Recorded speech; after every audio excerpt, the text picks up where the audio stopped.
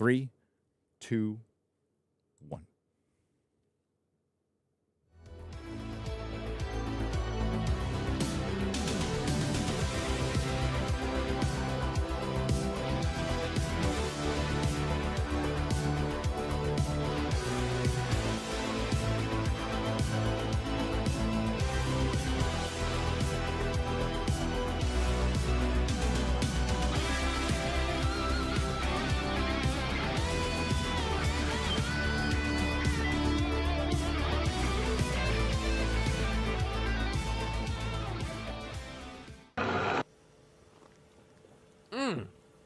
God damn, Gary. Some serious gourmet shit. What flavor is this? That's right, it's the all-hell medium roast private blend. Check out the Geek Coffee Nerdrotic page for our other options like the Decadent, Feathers of Liberty, vanilla-infused flavored coffee. Or if you're looking for something darker, try the Dark Roast FNT blend of the Fellowship. You know what? Just buy all three. GeekGrindCoffee.com. Use discount code Nerdrotic.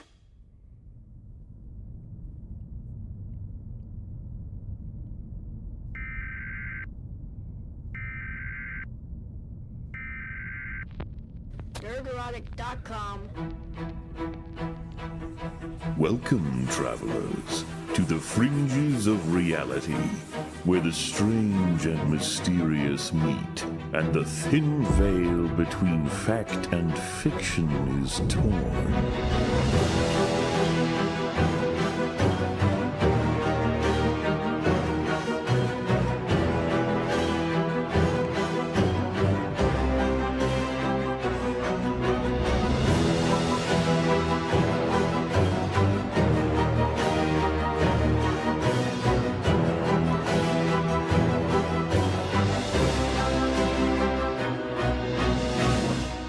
Welcome to the Forbidden Frontier.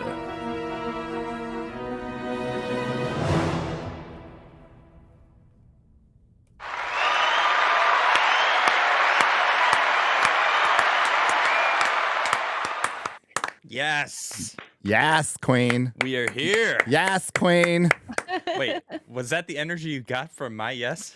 Yes, totally. You said yes. You said YAS. Shit. The best. I didn't. It was an E, damn it. The best version of that is from that Acolyte Star Wars interview during Star Wars Celebration, where that one woman's all, yes. She says it with a full A. It's great. Yes, Queen. And she even claps a little bit. I need that clip, by the way. You should. You should get that soundbite, too. Right? I need it. Garrett? Oh, he's a little busy right now. Yeah. Quarter Black Garrett is he's chained to a table. I know. I understand the imagery that could possibly that could project negatively. Whip in your hand. I yes, see it. You see how I am. But he's working on our next video, so he will join us next week. He said he's sorry he missed you guys. Yeah. It's my fault. He said it's my fault. And Is he listening right now? I think he said he's going to listen. How's he going to listen and edit? He said he was going to listen. That's If what he could listen, he can join the damn show. Or I'm just kidding. clips. All right. No, I do that too. I'll have like ancient aliens on in the background while I'm doing stuff. So See, there you go. yeah. Yeah. I can watch 2 streams at once. You just split your brain and, one goes Well, I've one got way. 2 screens and I just kind of, when one And gets, 2 eyes. and Well, 2 and eyes. 2 ears for a reason. Yeah, you that's know? right. That's talent, actually. And we got Dang. 2 hands. Never mind. Whoa.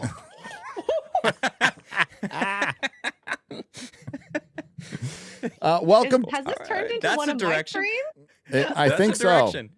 I think so. As long as you don't do calisthenics this stream like you did in You got Friday 2 Night bananas?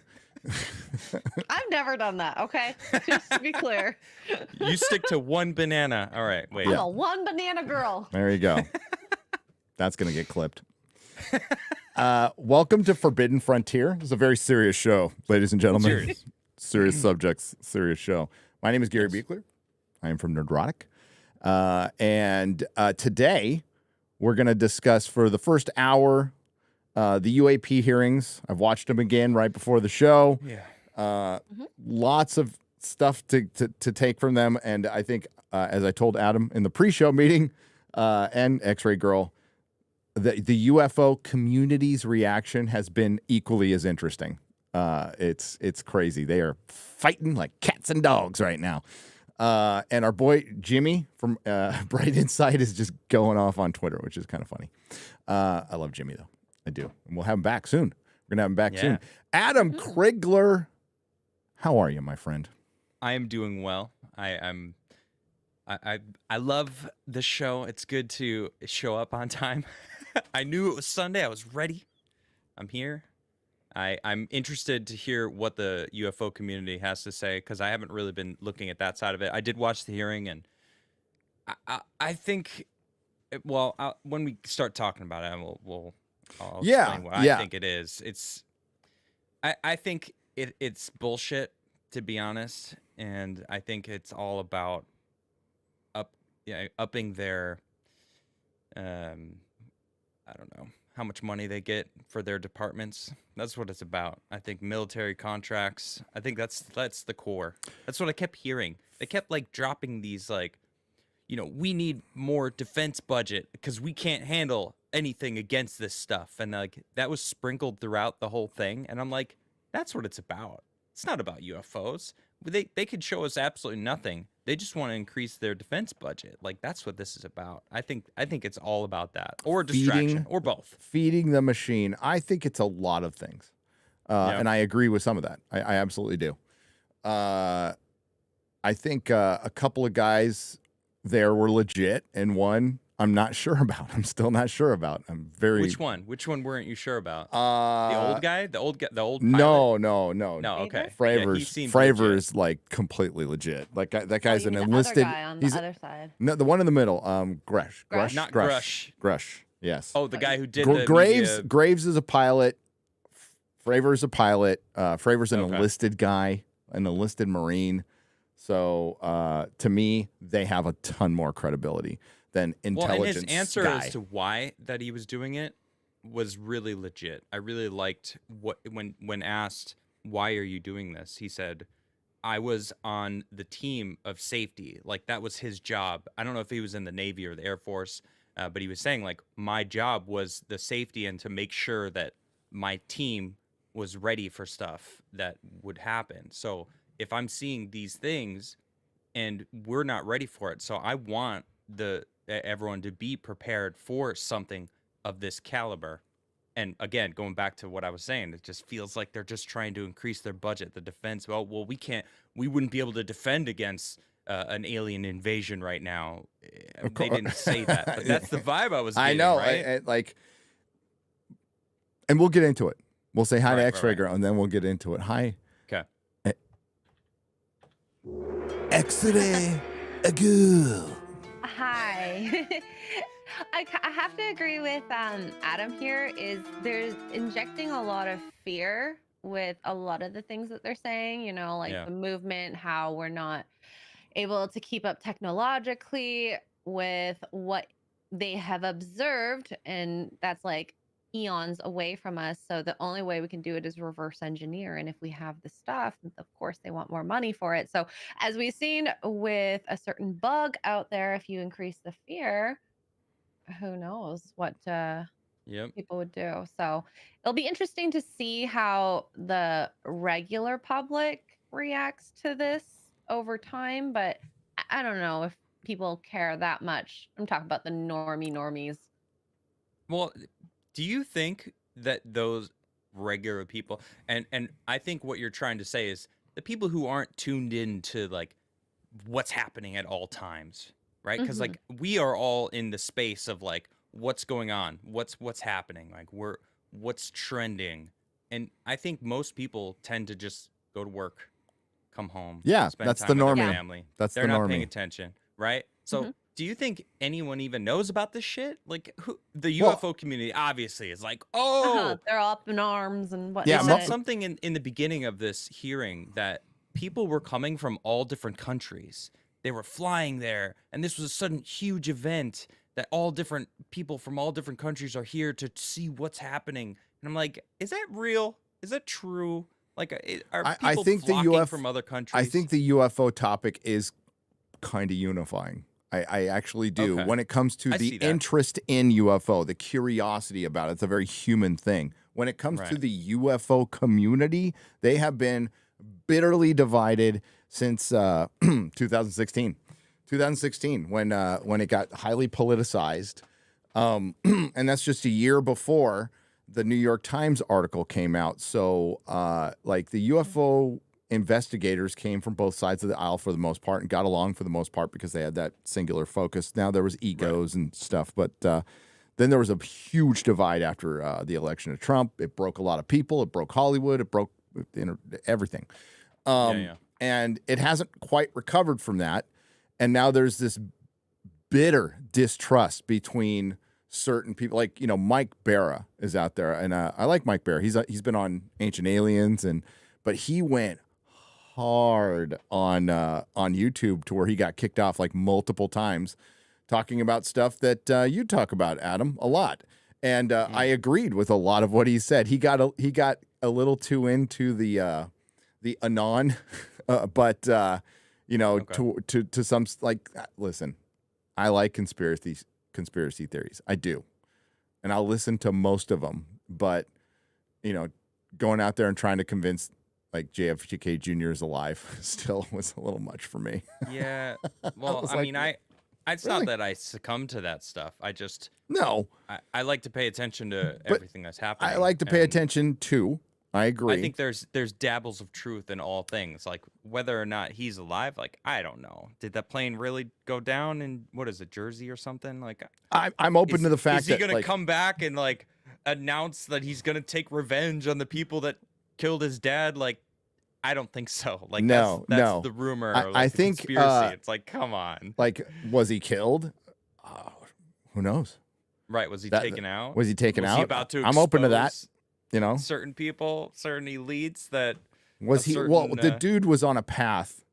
Was obviously on a path to be president someday. He was going. Oh yeah, yeah, and they had to stop him. They need to. Well, we'll see. Possibility. True. Just saying. But the whole point, like that's what Barra got into. He also got really heavy into the Koof stuff, and I really loved what he was saying about that stuff. Like calling it out almost immediately. So he's like one of the biggest critics of this. But like, I think our baseline, I think I speak for everybody here, is I don't trust the government at all. Like. Right. At all. I don't think they have good intentions. I think there's good people who work in there, but they're fighting against a system that is just entrenched in compartmentalization, subcommittees of subcommittees of subcommittees of subcommittees. There's no transparency, and it simply exists to help itself and not the people anymore. I don't think it should be completely torn down. I just would like for it to be what it was supposed to be. Like, yeah. A line that really resonated with me was that how can you trust a government that doesn't trust its people? Well, they obviously don't. And the military-industrial complex is something that Eisenhower warned us about, and it is the biggest threat to our entire society is we are going out, in my opinion, and engineering wars to make a bunch of people money. And there's been ample evidence of that. Considering that most of these wars were not declared wars. So there's a meme floating around that I keep seeing, and it's I believed in aliens until the government said that they exist. I know. And it's like that sums it up perfectly. It's I like, think all right, they now still the do. government's telling us that they exist. Oh shit. I think the government is doing what the government does. It takes something, like you said, that has a kernel of truth. All misinformation has a kernel of truth. And Fravor comes in and like he's seen one UFO. He's talked about it multiple times. Very credible witness. He's there to add credibility to the intelligence guy who can't really say anything. Like really brief answers. Are there aliens? Yes. Do we have crashed vehicles? Have they retrieved crash vehicles? Yes, but no details at all. But it does, this is all stuff we've heard from Bob Lazar, who they continually, like even people in the UFO sphere, try to discredit him as well, even though he's kind of told the same story over and over and over again and hates attention and doesn't write books and doesn't go on speaker circuits or any of that shit. to make money off it. So like, what's the point of just even even if he was lying, he would just shut up about it and not talk about it anymore. And for a lot of time he didn't. And it took people, you know, it's like George Knapp. George Knapp was there. Like George Knapp a lot. I think he's one of the good investigators out there. He was with Jeremy Corbell. They were kind of sitting in the background. And yeah, I think there's some truth here, but I think it's being obfuscated and then being pushed to feed the industrial complex, even though Gruss was like openly criticizing it, saying like, yes, they are trying to hide stuff. They are misappropriating money. I mean, stuff. I've been in the UFOs pretty much all my life. We've always known that the third-party corporations sold the government a toilet seat for $400 that cost $20, and they appropriate that $380 towards all the black programs, including investigating UFOs, which they are doing. They absolutely are doing. They're just not being honest about it. That was the kind of the point of the hearing, was to get transparency. Good luck. I just say good luck. I'd love for it to happen, but there's something that when you hear a politician saying all the right things, it makes me trust them less, and that's a weird place to be. Like Vivek, for example, you know, he seems pretty good, right? On the surface, he's saying a lot of. I'm kind of mixing politics, but I'm gonna bring it around. Like, he's saying a lot of things that I'm like, that sounds really good. I like the way his approach on this. And he's explaining the Soros shit. He's explaining the WEF thing. He's like making videos. So like, people are saying this about me. Here's why. Here's what it is. And I'm like, all right, cool. And then that's coming from a politician, which is, to me, is like an extension of the government. So when I hear the government saying all the right things, I'm like, I don't trust this. It's like a political speak for trying to convince you to vote for them. So when I'm listening to these people, like you said, this Grush guy, he's saying like, yeah, hey man, there's these departments that we don't know about, or like that we now know about, that you don't know about, that they're putting all this money into, that isn't allowing us to even know what they're talking about or what they're researching or where they're putting that money. There's no transparency. It's like, well, we kind of knew that. And it's also, you would say that kind of shit to make us believe you more, to make you like, well, what are you trying to make us believe? And that's what I said earlier. It just feels like there was all this sprinkled in of like, we need more of a defense budget. So like, all I was saying is, we need to convince you to be afraid, like X-Ray Girl was saying, like fear for this, so you're okay with us actually putting more money into this defense budget for shit that we can't tell you about. Well, have you seen this? I can't actually say that publicly. We could say it behind doors. Yeah. And it's in the same hearing where they're saying they're misappropriating money like freaking crazy, like we know. We all know this. So yeah, talking out both sides of your mouth. That's what we see a lot of it. Okay, I mean that's why the saying is there. So the hearing, for one, the first half hour is just everybody like, "Hi, I'm this person," blah blah blah. We get to the questions like what, almost an hour in, right? And yeah, I didn't hear a ton new, but like hearing again from Fravor, like how fast the Tic Tac goes is insane. Yeah. Is those like, that's the part I don't think we can question, that there is a thing that looks like a Tic Tac that's about 40 feet long that 4 pilots witnessed, that are, I mean, like they don't, as bad as our military is right now and as woke as it is, they don't, this was back in 2004, they don't put freaking idiots in planes. Okay. They just don't. Okay. You got to be. And planes don't go 60 miles in a minute. 60 miles in a minute. That's yeah. fast. When he said that, I was like, what? No. 60 miles in a minute. So to recap. Like, oh, that's fast. They saw a disturbance in the water on a day without any whitecaps. Near perfect day. And then they saw one Tic Tac. Now, radar, the radar data, which they've been like, that's the shit we need. Okay. Because they didn't back it up or anything. There was hundreds of these being hit on radar. So that's the whole story, is they witnessed one, but there was a fleet of these things. So they see it, Fravor sees it, and then it disappears. It goes so fast it looks like it just popped, disappeared. And then they're like, you're not going to believe this. It's at your cap point. right? So that's the point he was supposed to meet with the other pilots, right? Because they were on like some kind of training exercise or something like that. But the military people will know. I don't know what that is. I'm just repeating what he said. Exercise. Yeah. And only they knew where that point was. And the thing, whatever it was, went there to fuck with them, to show, I know this is where you're going to be. That's so weird, man. So there is intelligent design behind it. Now, who is it? Who is it? Okay, is it China? We're fucked. We're totally fucked if it's China. It's not. We're screwed. There's It's no not way. China. If it's Russia, we're screwed. I don't think it's either of them. No, it's not us. No. It's we can't do this stuff. I know there's some UFO people out there who think we can travel interstellarly and stuff, and we're in wars in other solar systems. I would need a lot of convincing for that. But we just don't have something that can without sonic boom, without any type of known propulsion. Like, okay, so it's anti-gravity. It must be. It has to be. Yeah, you gotta level up to understanding how to either manipulate gravity or use it in a way that allows us to traverse without having to be obstructed by gravity. But you mentioned something earlier that I really want. It's been bugging me. Like, you said that there was a divide in the UFO community after 2016. What was it?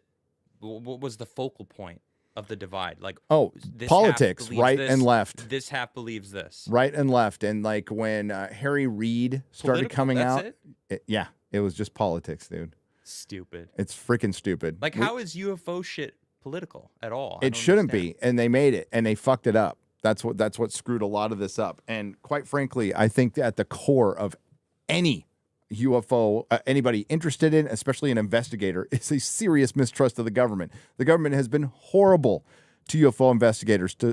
So to see some embracing it, just it puts my red flag up.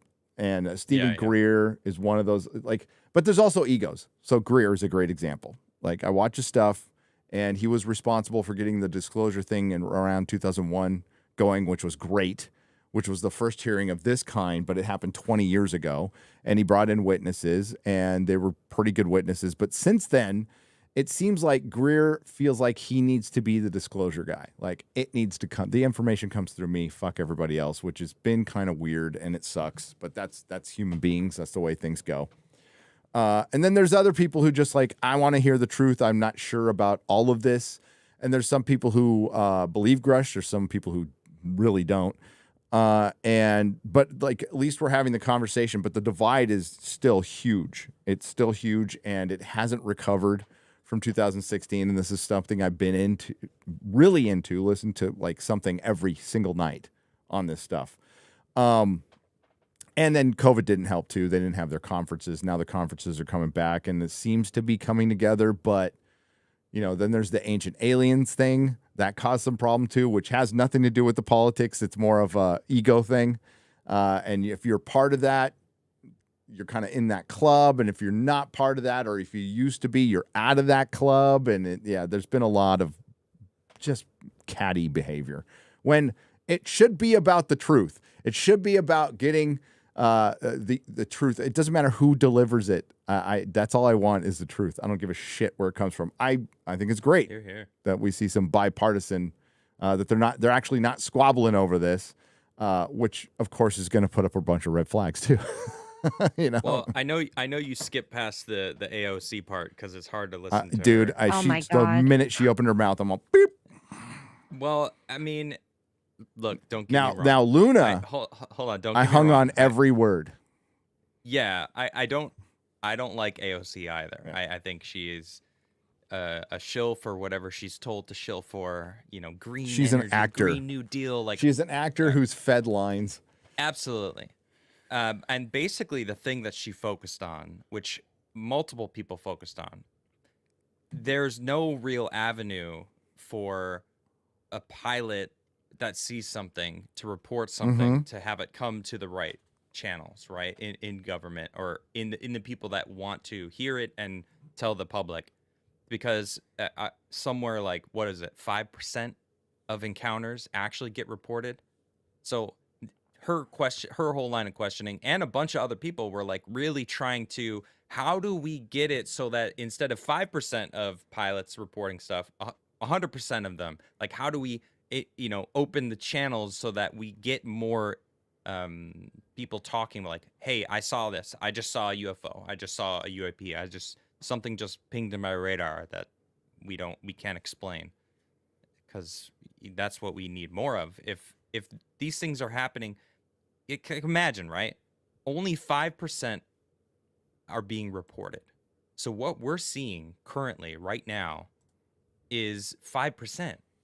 And there's a bunch of shit that we're seeing, like the Tic Tac video. Like if 100% were being recorded and being shown, like it would pretty much like show, all right, there's aliens flying around us. Like I need more. I want more. Expose Well, it. it's Show also it about all. decreasing the stigma of being able to report it, because it seems like they fear a lot of retaliation from either corporations or the military whenever they do report this sort of stuff. It's like, if you lose your job, what do you do? Right. Right. So it's kind of two things to look at. I mean, I would love to have all the data and see if there's any correlations that mostly in this area at this time. I don't know. That's what all those sort of things. Grush was. I mean, like some of the stuff he said was just just objectively true. Where he said, "Well, it's very easy if you just threaten somebody's career and their career path, and there's a certain set way things are done in the government now, which allows not a lot of. It's the same with a corporation that's too big, right? Right. They can't adapt. They can't collaborate. You have to go through so many fracking channels. It takes months to get anything done.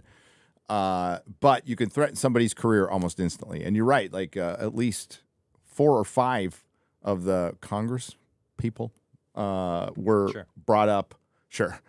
Brought up like that there needs to be a channel for these people to report these things. But it goes to, I mean, like, what's the fucking point, honestly? The government's been trying, the government was intimidating citizens who saw this shit. Right. Okay? So what do you think they're going to do with their own people when they can threaten their careers and stuff? That's why this is like, just because the battle is hard doesn't mean you don't fight it, but this is going to be a tough one. This is going to be a tough one that takes years. Not even just citizens. Yeah. We talked about the event in Brazil. Yeah, and non-citizens. They brought in the Americans, and they were saying, you didn't see anything? You didn't, none of this happened. All right. Peace out. We'll be back. By the way, you live at this place. This is your brother. This is your grandmother. This is where your grandmother lives. Oh. And don't fucking say a word. It's like, holy shit. No one's safe. George Knapp has spoken in the Bob Lazar thing where he had 6 people to corroborate Lazar. 6. And all 6 of them backed out, including a woman who was a secretary. And they told her, they're all, we know you drive to see your daughter in Los Angeles once in a while. Holy shit. Be terrible if something happened to you on the way there. It's just like, holy shit. And Grush. Well, what do you do when someone from the government says that to you?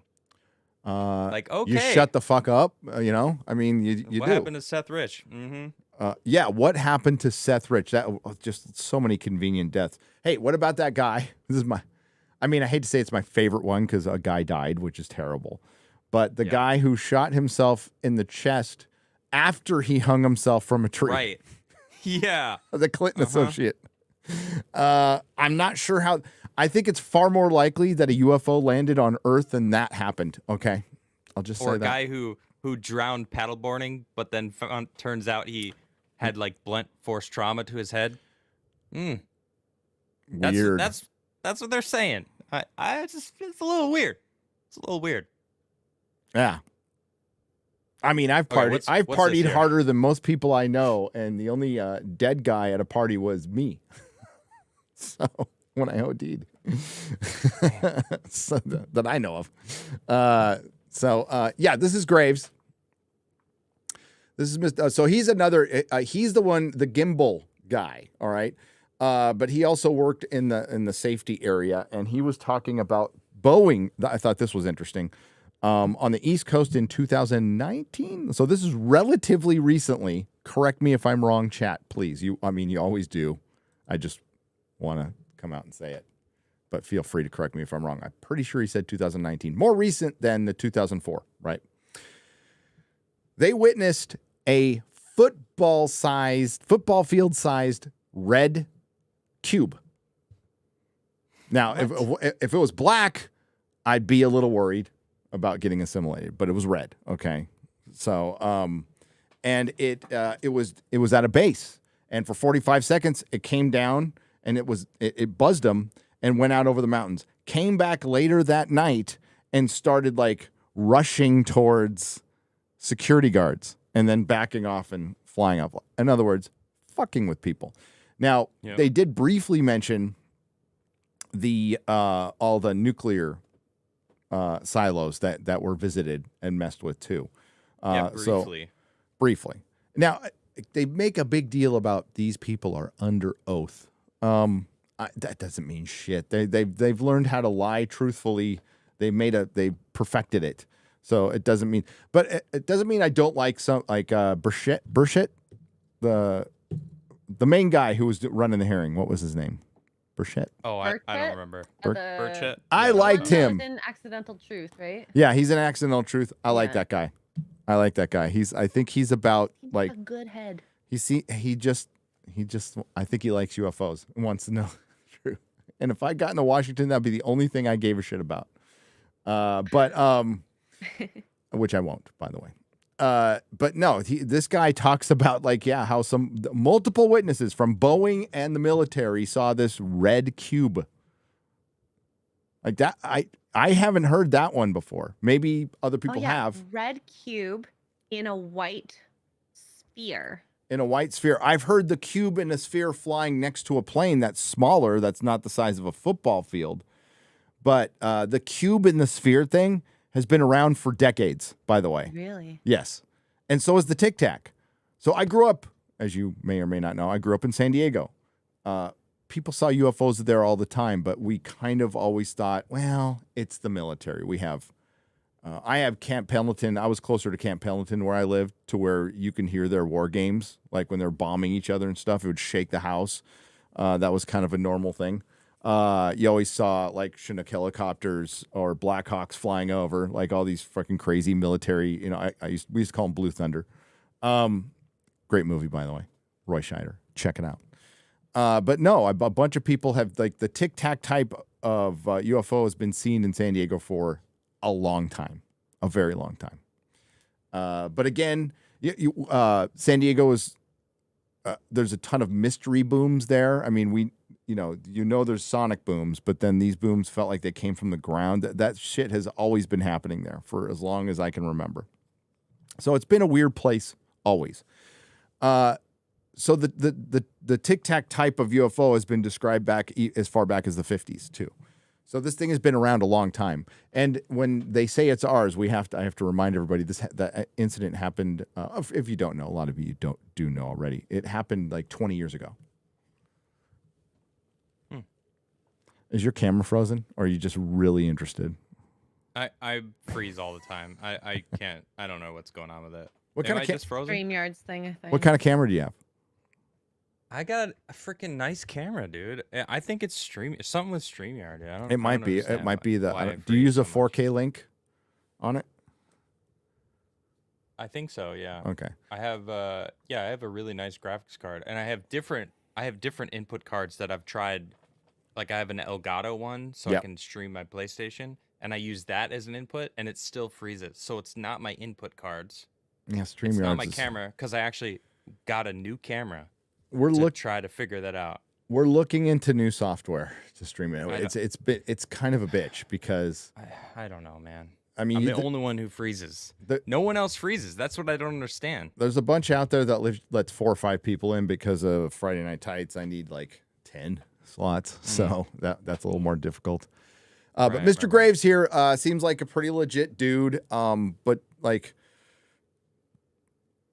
I do think they flanked Grush with Graves and Fravor to bring him more legitimacy. I think it was very very political, very strategic to bring these two guys in because we know their cases, right? But there's one case. Grush is the one saying, hey, we got aliens, we got a ship, we've got crash retrieval material, and they are reverse engineering it. And that's music to every UFO, anybody interested in UFOs ears. And of course, we reacted the way you expect us to react. This is bullshit. This is bullshit. You're telling me what I want to hear right now?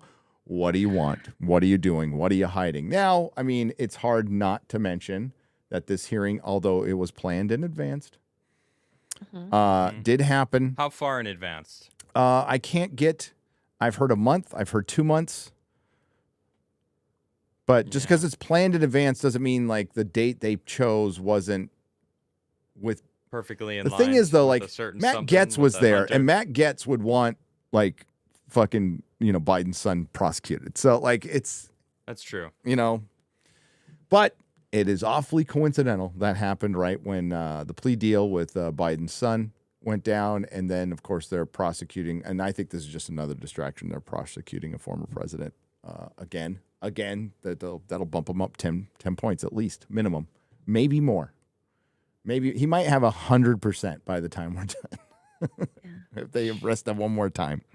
But getting to the bottom of this is going to be so impossible now because now like this is the stuff everybody wanted in ufology for years. But COVID changed everything. COVID woke up so many people, and all of us paranoid conspiracy theorists were, I told you, I freaking told you. That's and now we just don't trust a fucking word from these people, and they've earned it. I don't know how you fix that though.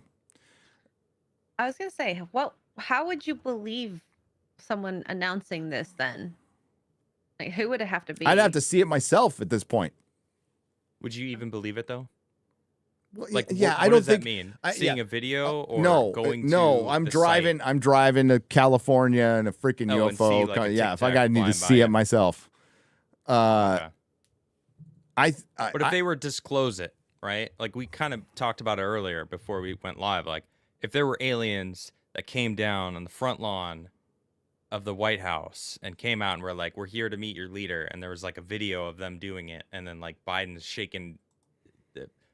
I laugh when I say Biden being the leader, but because we all know it's not really him. Anyway, but like even seeing that video, would you believe that? Would you even? Do you think that would convince that, like, yeah, that's CGI or that's men in? Yeah, videos are tough.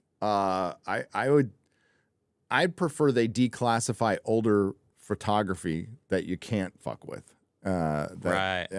That's pre-CGI. But I've seen a couple videos that are pretty fucking convincing recently. Pretty convincing. Well, I think I'm going to trust like school kids in Africa. I'll trust. Right. Like I'll believe them. I'll believe believable. people. I'll believe people. Like the Phoenix Lights, dude. That one was crazy. Absolutely crazy. Thousands of people saw that. Watch Out of the Blue. Like watching older documentaries does help because you get for one, they're closer to the event, and you get these people when in some cases right after it happened, and I think it's really important. So Out of the Blue is a great one to watch. Or no, I'm sorry, Out of the Blue is a good one, but the other James Fox one, which is I Know What I Saw. Right. I Know What I Saw. That's the Phoenix Lights one. I don't know. I don't know. Full government disclosure obviously is not going to work. If they... That's weird because that's what we want. That's what we want. It's so... But, okay, it's like a, hypothetical. What do we do? Hypothetical. This guy comes out. Not this guy. Okay. Where's Grush? People just don't like his look. I mean, that's... He looks untrustworthy. His demeanor is very... He looks like a Fed. He looks like he's he is on their payroll. He's absolutely. I know. He is. So it's like everything about him screams, I don't trust you at all. So if this guy came out and was like, had his classification shackles taken off and he just goes, yep, we've got 9 bodies. he verifies, say, Bob Lazar. We have 9 craft. We have dug some of them up in archaeological digs. He's already insinuated in the News Nation review that we can't go over because they freaking nailed us on it. We can actually watch this, but I don't know if we timestamped it or not. It's really long. But you tell me something, I can try and find it. okay. Uncharted X, what up, Ben? What up, Ben? In chat, he said, recently spent a couple days with a very connected intel/military type person who said that over the past couple decades, the inside stories he's heard are more or less along Bob Lazar's line. Bob Lazar lines.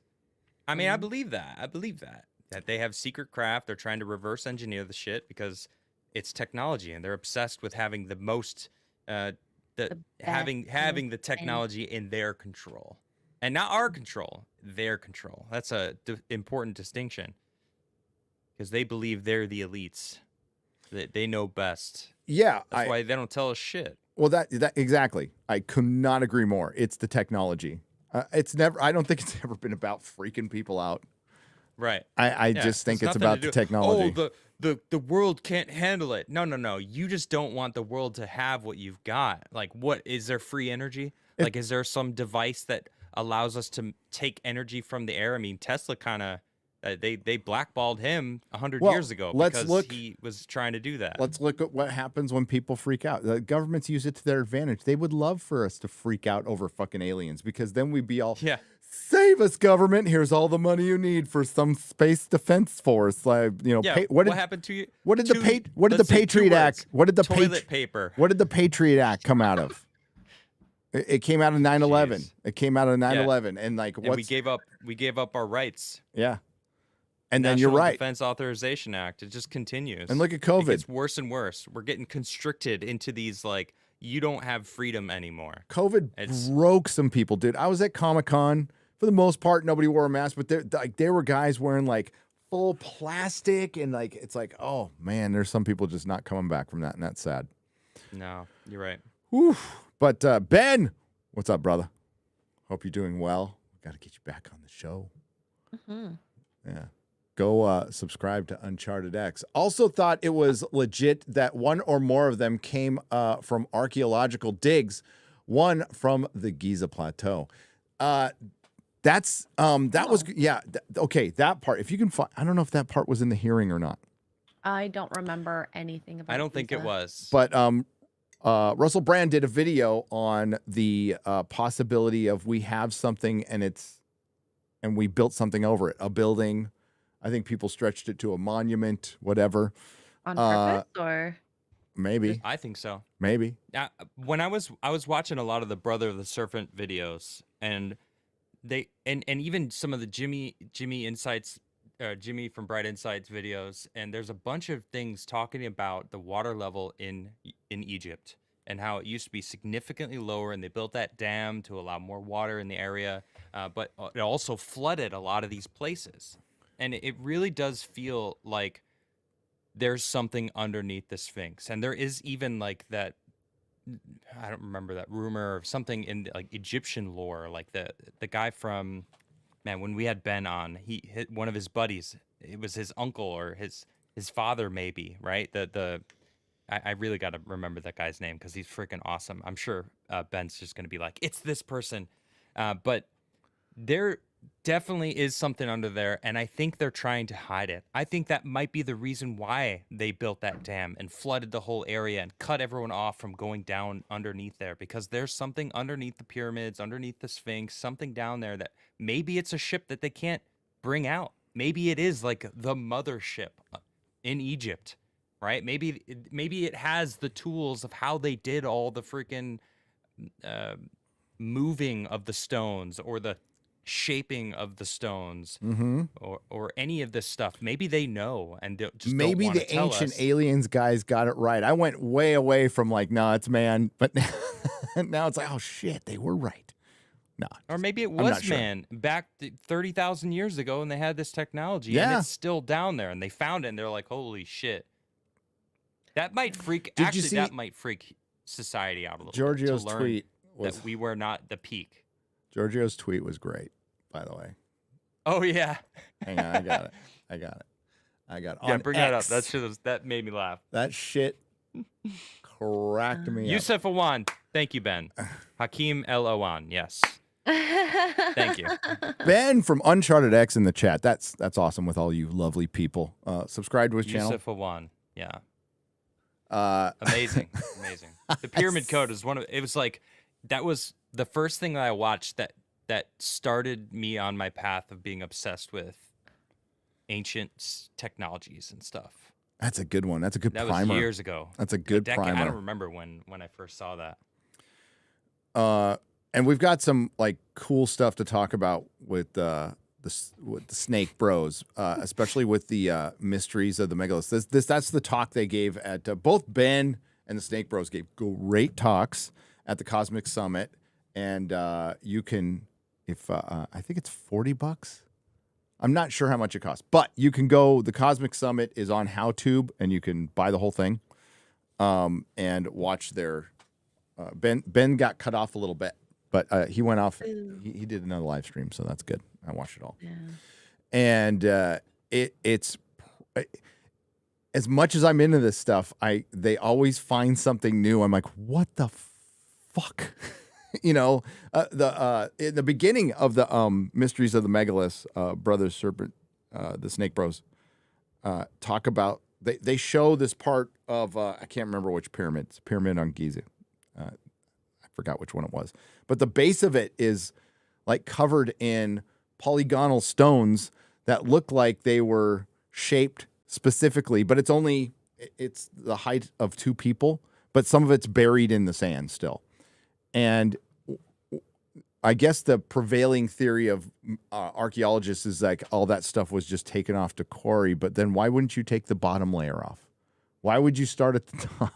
Like, now that you got all the top, why would you leave that bottom layer? And it almost looks like it's just unfinished. And it's like, I'd never seen that. I'd never, ever seen that. And it's freaking amazing. So, and then they get into the detail and how in the fuck did they make these things? So, I'm looking forward to talking to him about that. But this tweet is great. Yes, it is. And he... Yeah.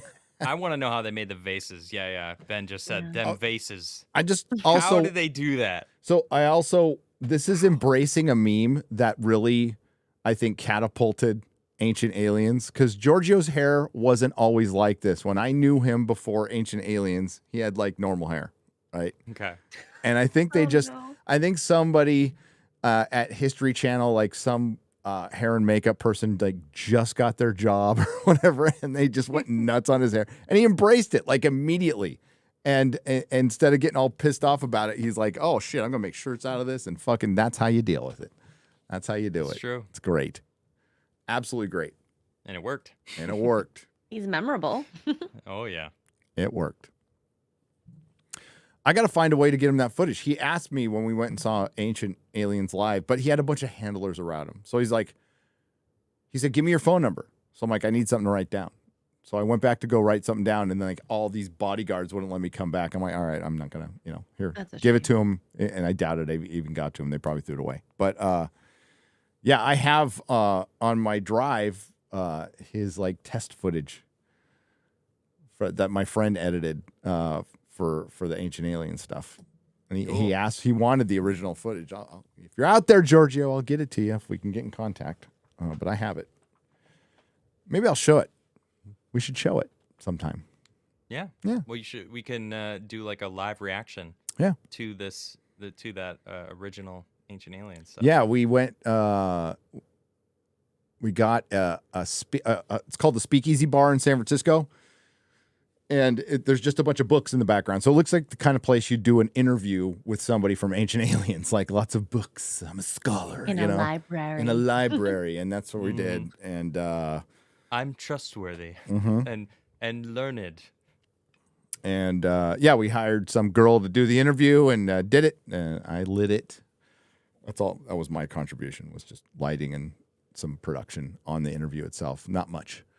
But my friend Cat McLeod put it together. He looks like Hulk Hogan, by the way. Okay, so let me get back to this. Where was I? Oh, hearing. Yeah, because like I honestly, Tic Tac is awesome. Flavor's great. It's good to hear that. I want to know about crash retrieval. I want to know. I am very interested in what the hell we're doing in reverse engineering because I know we're going to do it as humans. I just don't know if it's a good idea. Okay, just because You can't stop it. You can't. You know, it's like AI. You can't stop it. It's unstoppable. But I could still go. Is it a good idea?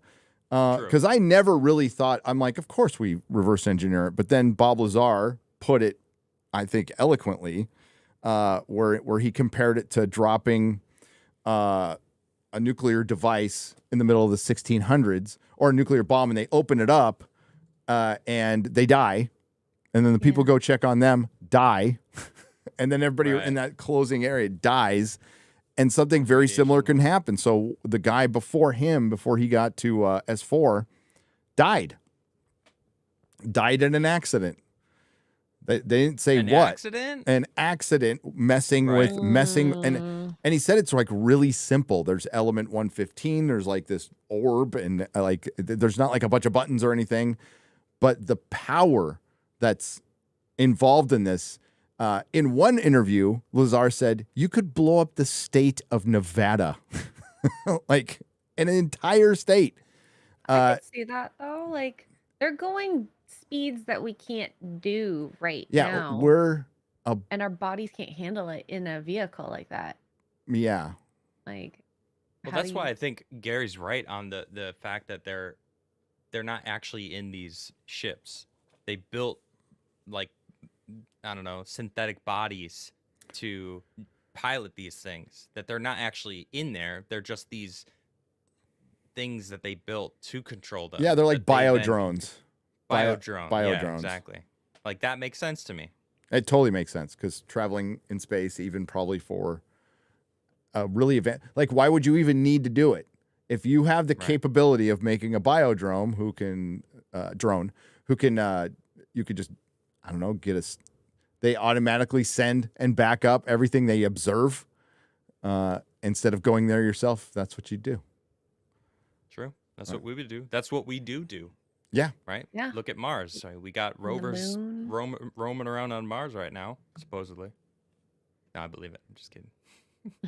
I think they're there. Dude, when they get this, the one where they put the microphone out and they got the sound of the wind, I thought that was awesome. I was like, oh, shit. I thought so too. That's cool. Hearing what space sounds like, that is really cool. Oh, and they got one meteor impact on it happened miles away, but yeah, there's a meteor impact that they caught they caught the audio of it. Oh, cool. Yeah, it's just I didn't hear that. I gotta check that out. Yeah. Cool. It's cool. Pretty cool stuff. There was some base stuff in this one, like this. Yeah. Burchett. He called Tic Tac the CCP app, the Chinese Communist app. No, he made that joke about his daughter.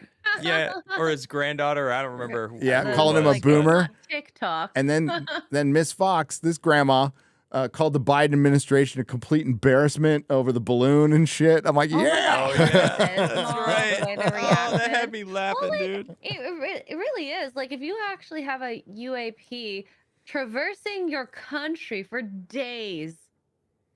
And it's balloon. It wasn't unidentified. And it's a fucking balloon. We knew what it was. It's a balloon. So you're going to tell us, like, we're going to start tracking UFOs when we let a fucking balloon fly across our country. Okay. Oh, hey, there's a spy balloon. What should we do about it? Let's wait I till don't know. Goes all the way across the entire nation. All right, let's shoot it down now. Our guests are here. I spot a serpent. They come in right when I say a fucking balloon. Sorry. Hello. How's it going? Hey, welcome. Thank you. Thanks for having us. Yeah, cheers. Thanks for coming on. Are you guys? Do you both have beers? We do. Okay, good. All right. Yeah. Wouldn't feel right. Yeah, I'd say we could wait till the other one gets a beer. So. I have the wine by my desk. Hey, that's good. We make wine, so we're all for the wine. Yeah. You make your own wine? That's cool. Right. I'll come down and buy some. Don't ship to Canada, do you? I don't think so. Maybe. I'm not sure. But if you can make it into one of the northern states, we can ship there. Yeah. Oh Yeah. yeah. Yeah, just toss it across the border. We usually use balloons. Balloons. to get the wine. It was you. Welcome, the Snake Bros, brothers of the Serpent. You might have seen them podcasting with Randall Carlson. I was watching the podcast that got released yesterday, the one where you had to take a 2-day break in between. Yes. Yeah. Hey, I thought you caught up on the topic pretty well after 2 days. I'd never do that. But this is Russ and Kyle. Thanks for joining us, guys. I met you at briefly at Cosmic Summit, and you guys very briefly. very briefly. That was a crazy event. That was actually kind of fun. It was a really awesome event. Amazing, all the scientists and the speculators together. That was an excellent experience. Yeah, and you put on a really good talk. I thought it was great. I watched I watched you there, and then I watched your video, and I was just talking about it. I don't know if you heard, but I was blown away what you I forgot what pyramid it was, but when you were going over at the base of the pyramid, there's the polygonal stones that are just and it looks unfinished, and like why, if they were going to take those away, like those would be great to take into Cairo and make a building, but they left those alone. So you made the argument that it looked unfinished. I'd never seen that before, man. And I'm into this stuff, and I've been like watching. I'm like, how in the fuck have I not seen this? Yeah. It's because it's Menkaure. It's the third pyramid on Giza. It's the small one. No one's interested, and Giza is enormous. Like it's crazy. You're gonna go to Egypt with us, right? Yes. Are you going? Yes. All right. That's gonna be great. It's just, we also have, for decades looked at this stuff from afar over the internet or whatever, and then you get there and you're standing on the plateau and you realize how massive this one site. This is a single archaeological site, and you could spend days and days and days just trying to walk around seeing everything. And if you're at the middle pyramid, the pyramid of Khafre, then the Great Pyramid is really far away on one side, and Menkaure is really distant in the other direction. So it's not like they're close to each other. And people focus on the Great Pyramid a lot, and a lot of times when you see pictures, they'll say, "Oh, the Great Pyramid," and they're actually showing you the middle one. So there's all kinds of confusion. But yeah, when you get over to Menkaure, those granite casing stones are really interesting, and they do have an unfinished look, and they also remind us of things we see in Peru and other places. This kind of heterogeneous stonework, and there's also the flattened area around the entrance and then around the side where they actually the blocks themselves are all pillowy and sort of puffy, but they've flattened them beautifully in one section. And that's what makes you start to think like they intended to do this to all of them, and they didn't get around to finishing the job. And another good point of evidence for that is that the other pyramids, they have casing stones, and those stones were flattened. And also granite casing stones Yeah. in some cases. And there's still like 1 or 2 granite casing stones on the middle pyramid that are flattened at the base. But again, these were all quarried off of these pyramids. So for some reason... I think you guys have a really good theory of that's kind of the standard where they would reference that point to then smooth out the rest of the pyramid. Yeah. Right. Yeah. And it's like that would make sense. You would start on the bottom where it's easy to get to make the, I don't remember the exact, it was like what, 50 something degrees, or it's like a specific degree, and then it's like, all right, this is our base. Now we could just build it up and then sand it off. Yes, I guess I say sand it off. Sand but it, yeah. However, granite removing tool, whatever that was. Sanding granite What, just down. slaves with sandpaper? Right, sure. Because if you think about it, when you're building the core masonry, they're all different sizes, right? So as the core masonry goes up, they may stick out a little more or a little less. So you would have to engineer, if the blocks were going to be pre-cut to that angle and surface, and you wanted this precision surface, this fine, very flat surface, every block would have to be precisely designed and then brought up and put in place without chipping a corner. So it's almost easier to leave all this excess material. Maybe not easier, but it's a brilliant way of getting this done, to leave the excess material on the face of these stones. Yeah. Get them in place and then come back and flatten it using that reference surface as your surveying point. Yep. And the other interesting thing, and that to keep in mind, is that all of these blocks, these faces we're talking about, are angled. You know, Yeah. so this entire surface is it's not just like these square, cubical, or rectangular blocks. They're all tilted. So as you're going up, you can imagine that you could easily lose track of the flat, exact angle that you want if you're not leaving a lot of extra material on there and then making the final surface at the very end after the whole thing is completed, making it in place. That transfers some of the difficulty into moving the blocks, because now you're moving them around with a lot more extra material on it. And granite's not light, it's so you're talking hundreds of extra pounds per block easily with the amount of material that they removed to put them in place. But like Kyle said, if your goal is this beautiful final flat finished surface that's flat in all directions, doesn't have any deviation, that's really important, especially because with the size of these pyramids, a tiny deviation in the angle at the bottom can result in you having no room for your casing stone at the top, because the angle goes all the way into the core masonry. So it took a little planning to do this. Yeah. It takes a little bit of planning. But they all had sandals on and loincloths and bronze tools somehow. That's right. Right? You gotta build pyramids in butt flaps. It's the only way to do it. The secret's in the flap. That's right. But there's more. This is not like a standalone idea. It's really the idea comes together even more when you look at some of the other sites where you can see partially flattened surfaces on the walls of temples, and so that this actually was a method that they used. They left the blocks with extra material and came back and finished the flattened surface later after the structure was completely built. Yeah. So if they did it with temples, why wouldn't they have done it with this pyramid? And the picture you're showing here, this is hard to understand the scale, but the amount of stone sticking up off of that flattened surface in some cases is up to like 2 feet thick. God. Yeah. Wow. It's unbelievable how much stone they were removing. Yeah. I love when you guys, I think it's the Osirion. You were showing how they would have made sense that these cornerstones had these like extra corners, that they would build it all in a flat thing, drill these these holes down, and then remove that stone. And in this is a perfect case where it's like they would have just had that extra and then just removed to get to the angle that they wanted. Yes. And it blows me away, because you can't do that by pounding with what did the guy say that they use dolerite?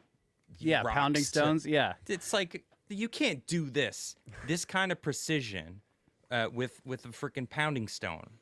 Right. It's just no. I'm sorry, I don't accept that. No, you can't. And you can't eyeball this stuff either and see like Right. you have to check angles. You got to know some math. And one of the things we show in the presentation are the corners, specifically in the Valley Temple, which is also on the Giza Plateau, because the Valley Temple shows all the signs of having been constructed like this, like what we're seeing here with the pyramid, with blocks with extra material. But then the job was completed. They went in and removed all the extra material, and now you have stones that go around the corners, and those corners are way too tight for them to get these cantaloupe-sized pounding stones in there. And you can't really work granite effectively with a copper chisel, especially not on that scale. There would be copper tools everywhere. They found a tiny amount of copper at Egypt. Now, obviously, copper degrades over time, but one of the questions we get asked often is, well, if they were using advanced tools, where are the tools? Well, this is a valid question for the archaeological establishment story as well. Where are all the tools? Where's the evidence of all the copper that they would have needed to do all this work on these hundreds of millions of tons of granite all over the plateau and all over Egypt? Right. Hold a mirror up over to 'em. thousands Yeah. of years. Yeah. Sorry, I can't remember if it was you or if it was Ben who said this, but you could take all the tools you found in Egypt and fit them in a room, a big room, but a room. Yeah, that's right. That's right. Yeah, Ben also has a lot of great information on this, and that's why we got the vase here. This is a model. Ooh, wait, let's The 3D printed. Hang on. Yes, 3D printed. Let These me were zoom in on you gifted to guys. us at the summit. Yeah, some beautiful 3D models of these. But Ben has been doing a lot of really great work on the precision on the small scale that's evident in the deep past, at least in Egypt, with these objects. And some of these are known to be pre-dynastic objects. Yes. Right. So this is even older than the dynastic Egyptians, which are supposed to have been the ones that built all of this stuff. So this implies that somebody before the dynastic Egyptians got started were doing precision work on very hard stone in a very difficult way. And so that allows us to take another look at the large projects as well and wonder, how old are these really? Because you can't date these, using any kind of radiometric dating. It's all dated by context and by text and textually, and it's a lot of it is guesswork. So yeah, it's based on something carved, which could have been done, well, probably was done much later. And of course, the technology, I mean, they got worse at it as time went on. Right. They couldn't mimic any of this stuff. And this is, you said granite, right? So this doesn't come from the plateau. I mean, it's right. That's right. Yeah. Yeah. The granite is sourced from hundreds of miles, like 500 miles up the Nile. That's the place where the granite begins to stick out of the limestone in the surrounding area. And so there's the famous quarry there, the Aswan quarry, that has the unfinished megalith in it. It is a huge site. There are other granite quarries, but that's the most famous one because of the obelisk. And there's lots of weird marks in that quarry as well. There's obvious known tool types, like the feather and wedge type where they're splitting the rock. This is a known method of working stone. And then there's chisel marks, but then there's a bunch of strange scoop marks as well. Yes. Yeah. And those are explained with the pounding stones. By the standard model. By the standard model, yeah. I mean, you take one look at like the underside where there's that they'd have to go and scoop up, but there's no real room. It's like this crevice. Yeah. But it has these perfect scoops on the ceiling and up to where the ceiling would be. It's like, how does that make any sense? Yeah. We have pictures pulled up here if you guys want us to show. Yeah. Oh, absolutely. Yeah, we'll do it. I was just marveling at that. Oh yeah, I do want to talk about this though. Okay. That's a whole other conversation, I feel. Yeah, Okay. we can come back to that. Let's what do we got here? The scoop marks at the quarry. Kyle's going to share the screen. Entire screen. There you go. Yeah. All right, this is not the photo I want. Scoop No? marks. Yeah, there we go. So there's it is, a series of these, and this is all over the quarry, not just associated with the unfinished obelisk. These are everywhere, and they're very strange looking, especially for us, a couple of guys who've run heavy machinery before and digging in dirt, and you get familiar with the kind of marks that are left by a tool that has a long articulating arm with a rotating center. And it just starts to look like they were using some kind of mechanical advantage here. There's the unfinished obelisk. Yep. Yeah, and That you can thing see is that insane. also there's this sort of grid pattern. Yeah. It's very strange. And It's very strange. And this stuff is all, by the way, I mean, for any new viewers out there, this stuff has been in plain sight for a long time. Yes. And it just seems like there were people talking about it back in the day, but then it got kind of just forgotten about. And it's taken a lot of independent investigators like the Snake Bros and Randall and a lot of other people and Ben to get this out to the public. And again, it's been out there and they're just going, nah, it was, pounding stones. Yeah, copper. it's explained. We don't have to think about it, But look at this thing. This is the other thing about this. Holy the shit. Other is part, huge. yeah. The other part of the pattern that we look at with these are the scale of the objects that these people seem to think, well, yeah, we're going to cut this out of this quarry and move it and stand it up. I mean, this thing is So How long is It's it? laughable. if it had been completed, it's estimated to have been probably 1,200 tons. Yeah. So the other thing is taking into consideration the amount of excess stone that they left on the blocks on the pyramid. you can imagine that this also applies here. If you're going to move this obelisk 500 miles, Right. it makes sense to actually leave it in this sort of rough form. Yeah. And then perhaps once you get it there, maybe there's corners chipped off of it. You know, if it loses this corner, you could still carve Shave an it obelisk down. Yeah. out of it by taking maybe 1 or 2 feet off of a side. You would. Do you think can- because of all these cracks, like if you go back up to the top of it, you could see that it's split in half. Yeah. Yes. In a few different places. Do you think like this is why it was abandoned? Like while they were shaping it, then suddenly it cracked like this, and they were like, "Well, let's go find another suitable piece." That's the idea, is that they were cutting it out and then it developed a big crack and they abandoned the project. Right. That is a possibility, and this is actually used for the blocks in the quarry at Baalbek in Lebanon as well. These enormous blocks, Yep. and they're like, well, they decided they couldn't move them, or you have something else with a crack. But the problem is that this represents, whether they were using machines or by hand, this represents an enormous amount of work. And you're doing work in granite all over the place anyway. Why wouldn't they cut this up into smaller pieces? Yep. Right. Because the Yes. work has already been done. You can get rid of the cracked parts and still use it to make a large number of blocks for granite projects you have, but yet here it is. So this is Or the question. were maybe they the timing- interrupted by something? Yeah, That's exactly what I was thinking, Gary. Yeah. Right. Yeah. This was the time of like, say they just found out there's going to be a meteor that's going to be hitting North America in a year's time, and they're like, all right, well, the Younger Dryas is going to, well, now we know it as the Younger Dryas Yeah. event. It's like, well, all right, well, the whole planet's going to flood. Let's stop this. Let's project. dig We some gotta tunnels. survive." yeah, yep. It's time to prepare for the Holocene, guys. We got to Yep. stop right now. Yeah. Yeah, that could be it. I mean, if that would push these projects way back, which I believe it though. I know, and sometime, maybe a couple of decades ago that would have been unthinkable, but now we have Gobekli Tepe, Yep. and And Gobekli more, Tepe and is more. not in. To be clear, it's not in granite. It's not nearly as megalithic as stuff like this, but still, it's showing you that people were moving enormous stones, standing them up, carving them beautifully in the deep past, 6,000 years before what we, for a long time, thought was the beginning of civilization. Right. And stuff just keeps getting older. I know Graham was wearing that shirt Yeah, on Joe that's Rogan, right. but I watched. He shared it on Graham shared it on Twitter. It was 2 weeks ago. Unknown Cave of Bones, where they Just watched that. I just damn, watched it that earlier. was crazy. I don't know if you guys have seen it. It's a documentary on Netflix, and seen it yet. it's a hominid species. It's not human. That they basically went down there. They found all these bones.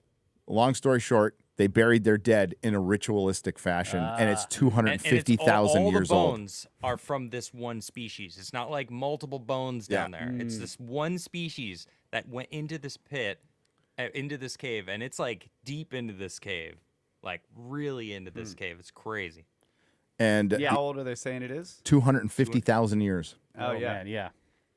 Yep, ritual burial is a big marker for Yes. more advanced kind of thinking, stuff that would eventually develop into civilization. That's a lot think it's- older. Yeah, That's interesting. That's way older. Yeah. And like that's the other thing is how far back could we push this? If you listen to John Anthony West, he thought you could go back 30,000, Yep. 40,000 years for some of these objects in Egypt.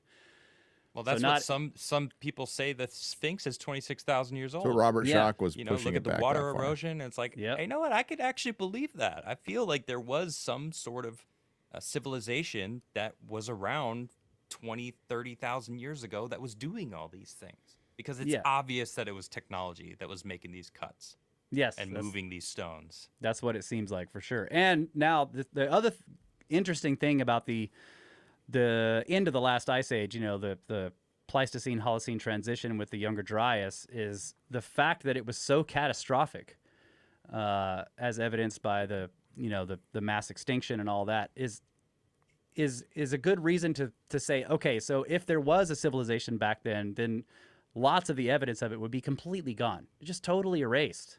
Yep. Just completely erased. So the question of like, well, why don't we see it? Well, maybe we do. Yes. That's the thing. It's like, people are like, show me the evidence. Well, we could be looking at it in a lot of places. And the thing is that these places that have the evidence for this ancient, very ancient advanced civilization have been reoccupied by people for thousands of years, and they've put their own stuff on top of it. So the record gets confused. This is the other thing that happens when you go to Egypt. And I'm sure you'll see this, Gary, is you learn to like, wow, I'm looking through thousands of years of occupation here. And so you start to wonder, like, as you're walking through a temple site and then suddenly you're going along and you're seeing like what's classically dynastic construction using limestone. It's very beautiful. There's writing all over everything. And then you come along and there's this weird granite box sitting in a corner somewhere deep in the temple that has beautiful polished surfaces. And you're like, this doesn't look like the rest of this place. But it does look like whoever built this place was revering this thing. Yep. Right. Maybe it's from a golden age. Yeah. Yes. I was watching Ancient Aliens, and they were talking about Israel, and they were digging a highway. And, like, I can't imagine how, like, in places so ancient like Israel or even Egypt, anytime you, like, build a new house or something like that, you're probably going to dig up something ancient. I mean, there's a very good chance. Oh, how did they find those caves in Turkey? Somebody was renovating a building, Yep. Yes. So they're working on this road, and they found a cave, and they found evidence of humans, of our type of humans, 400,000 years ago, long before we were supposed to have fire, and it has ample evidence of them being able to make fires, cook, preparing their food. They had tools that predates anything. So stuff like it just gets weird. I can't imagine what's under Cairo, dude. I know. All of the Middle East, that used to be, that whole zone. It was probably as far away from where the impact was. If it did hit North America, you'd think that like from India to through Mesopotamia and, well, I mean, there is evidence of an impact hitting the Mediterranean also that I'm learning about. So who knows? I mean, what survived the most out of that impact? Yeah. Right, and that's going to be just by chance. It's why one place was spared and another place was not. But the sea level rise too is crazy. I mean, you think about how much of civilization is just on the coasts. Yeah, Right. Most of it. Yeah. Well, Most of then it's on the Randall's coast. isostatic depression talk about like how the land would have raised up after the ice melted because of all that weight, and then the rest of the land went down to Yeah. The compensate. coastlines go down. The coastlines Right. go down because the water comes up and pushes it down. Yeah. You dump all that water into the ocean basins, and the floor of the ocean goes down and pulls the coastlines down with it. Yep. Yeah. So we're looking in the wrong spot, maybe, right? It could just be under the ocean. Yeah. 5 miles off the coast down there, we don't know it's under the ocean, right? Right. Yeah. There's huge or- continental shelves. Yeah. It could be under that what is the name of it? Nimrit? Yeah. Nimrit. Nimrit. Yeah. It could be Nimrit under Dagi. that pile of stone. Like, Yeah, I what's know. under there, man? Yeah. I really want to know. I I got to wanna go know. there. I got to toss my stone off, dude. I got to do my part. right. If we all do it, Yeah. we'll get in there. Yeah, one stone at a time. But yeah, the other thing is that we also live on rivers, and rivers is the port cities where you would bring stuff from the ocean and then go upriver with it. And so if the rivers are all inundated, like Randall teaches us, these are all underfit rivers. So they were completely destroyed. Anything on the rivers was destroyed. Where the rivers meet the ocean would be all the ports, and then the oceans rise because the rivers are flooding. Yeah. So that's completely wiped out. And even if the ocean rose, you think, well, maybe there's a city there. Well, it was on a river. So it's now possibly hundreds of feet underwater, and it was on a river at the time that was flooded. Yeah. Right. Most likely it's gravel Yeah. at this point. Yeah. It's going to be gravel. Yeah. True. Dude, I was just driving from San Diego. I drove through Arizona, like near Tucson, and like right when you're going west, when you approach Tucson, you're on the way to Benson. There's just all these effing rocks everywhere, and it looks like they just they were in some kind of flood, and the flood waters went down, and they just stopped, and they're precariously perched, like right next to the road. And maybe there's an explanation for it, but ever since I was watching Randall, I'm like, how did that get there? Yeah, exactly. How exactly did that get? How does that happen? You know. Yeah. And it's all over, and we're finding new stuff all the time. Even in America, like shit, I was never taught about mounds. I'm old, but I was never taught about mounds in school ever. Like, didn't even know they existed till I got out of school, and finding out how many there were. Didn't hear about Serpent Mound until much later. Chaco Canyon until much later. Stuff that's even here. So we don't know shit. That's the best part about it. Is like I love. Archaeologists just are so convinced, and like you guys are destroying their narrative, and they probably should feel a little fucking threatened about it, and maybe so. I don't care. I just want the truth. That's why you guys are getting so much traction. And dude, when you went to Gobekli Tepe, and you showed the quarry, I had no idea there was a quarry there. I'm like, what the hell? So that was the first time. And again, I've read more books on this subject than anything in my life, even freaking comic books. Well, maybe not, but close. I don't know. Yeah, if you stack the comic books up, but like I've consistently read hundreds of books on this. I'm like, I had no idea there was a quarry there. So that quarry was sitting there out in the open before they even knew it was there, or because it initially was found in the 60s, right? And they thought it was some kind of Byzantine freaking Middle Ages thing, right? Yeah, some kind of like maybe a cemetery. Cemetery, yeah. Like there's like headstones sticking out. Yeah, it's just headstones. Yeah, the work is too good for it to be Paleolithic, right? So the crazy thing to me about this site is it this narrative that's developed that it was intentionally buried. It's wrong. It was not intentionally buried. Really? It's a midden mound. It's occupation. So it was just people moving, living there, cooking there, building bringing over it. materials Okay. there. It's all this debitage from human occupation over thousands of years that creates this mound. Now, why did they choose the top of the hill? I think they chose the top of the hill because Gobekli Tepe was, the megalithic architecture was already there. Yeah. Because at the very bottom of the sediments that they dig through, these occupation layers that they dig through to get to the bottom, is well-established, known lithic types, stone arrowheads and tools that have been found all over the Levantine. It was already fully established before they ever found this megalithic architecture.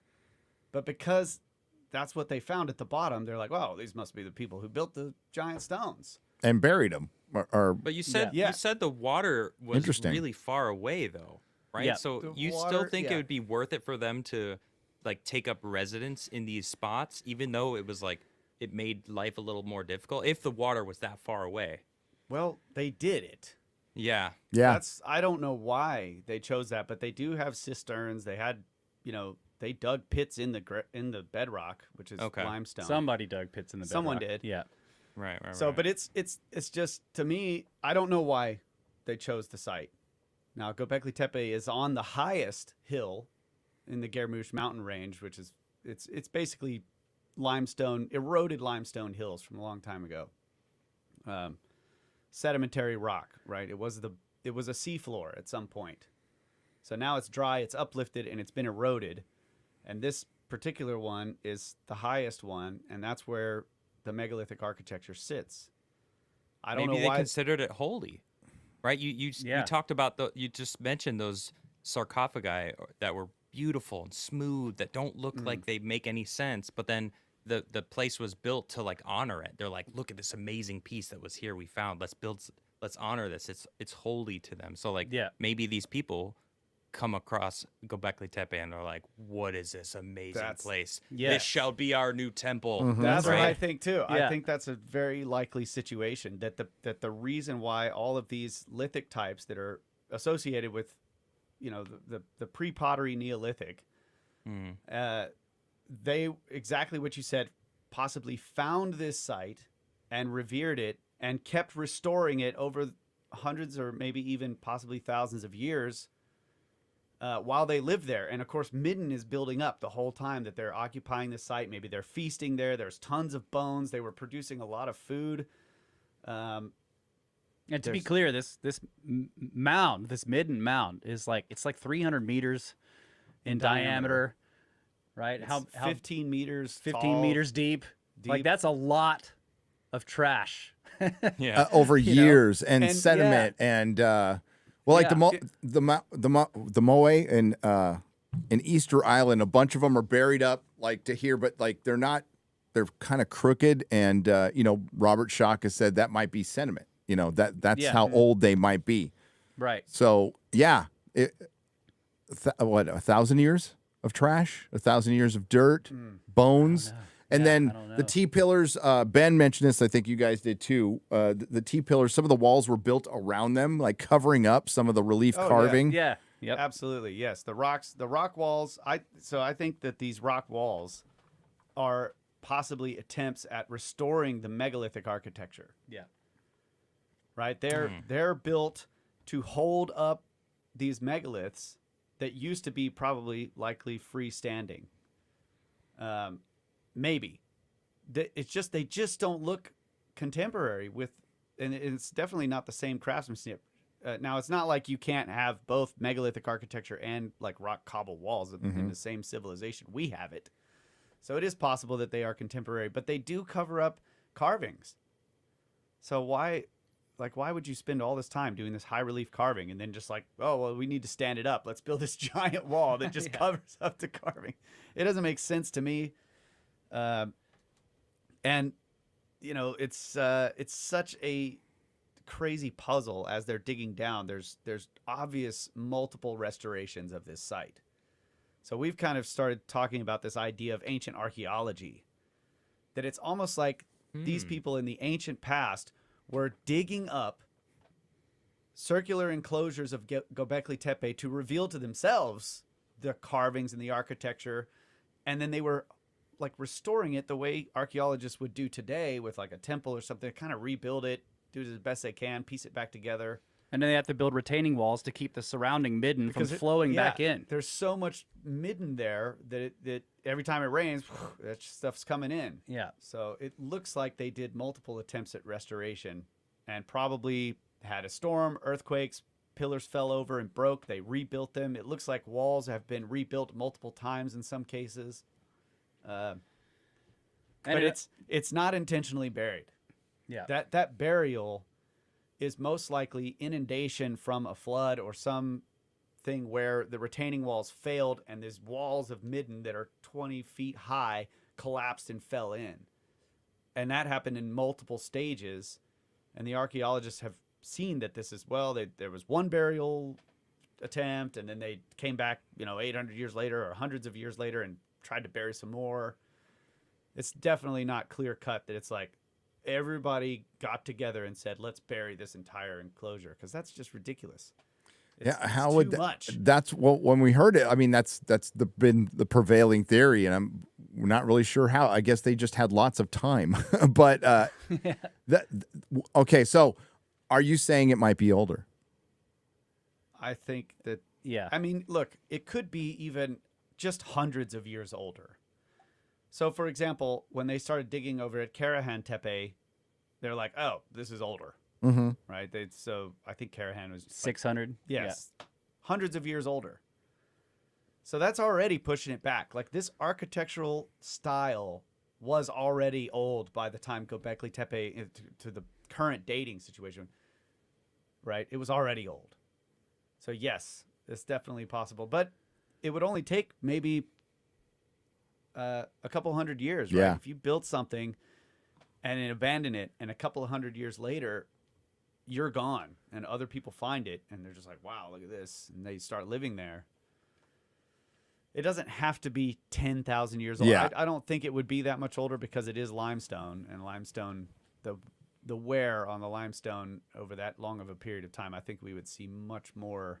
Yeah, the carvings are so well preserved that it seems like they have been buried for most of the time that they've existed. Yeah. Right. So the idea that they were standing out in the open for 10,000 years, that there would be almost nothing left. Yeah. So yeah. Which is that's a puzzle in itself. How did the material build up fast enough to bury them? It's just weird. Yeah. The whole place is a crazy mystery. But we've been reading a lot of the papers that are being published on this, and yeah, the scientific community, the archaeological community is definitely moving away from the intentionally buried narrative. They're accepting the possibility that no, this is just collapses, flank failures of the material falling in. So there's so much more to be dug up over there. We just don't know. And they still are. They still are. That's exciting. That poor town that they're going to relocate. Which Jesus. Was that you talk? It was from Cosmic Summit. They found a new place, and I guess they had kind of known about it, that like there was something under the town, but they were like, man, if we tell anybody about this, they're gonna make us go. And apparently that's what's going on right now. So and there's so much more to be found there. And I'm sorry, I get them. I watch so much shit and I get it confused. But don't do drugs in the 80s, kids. It's bad. It's bad. They're bad for you. They're bad for you. I was watching.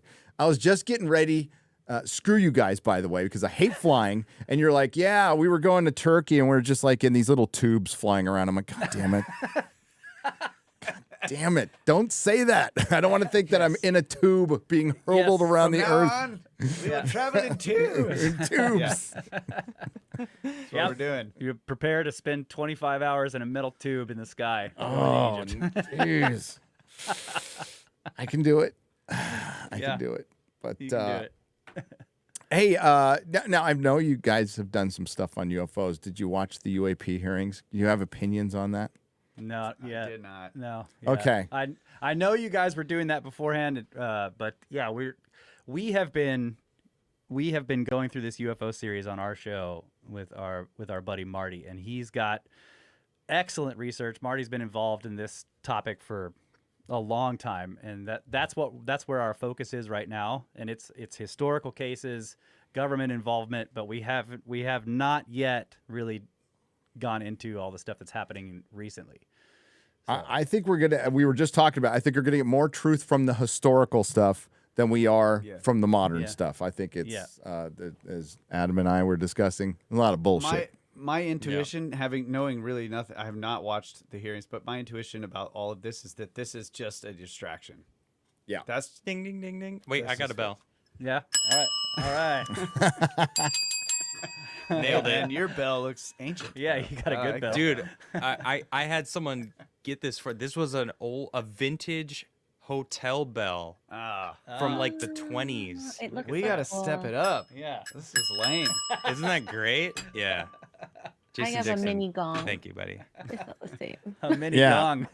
That's cool. All I have is this. It doesn't sound that brassy, low. No, brass. it's supposed to be offensive and piss people off every time I introduce you.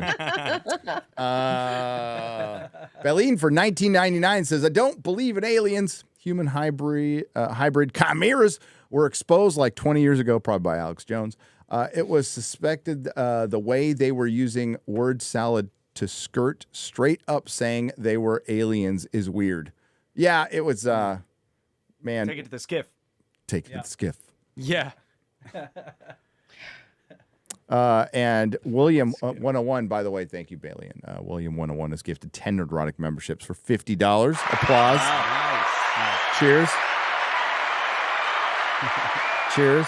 You know, I sat, I was happy to sit through, because the 10-part Atlantis epic that you guys did, that Randall did. With Randall. Yeah, that was unbelievable, dude.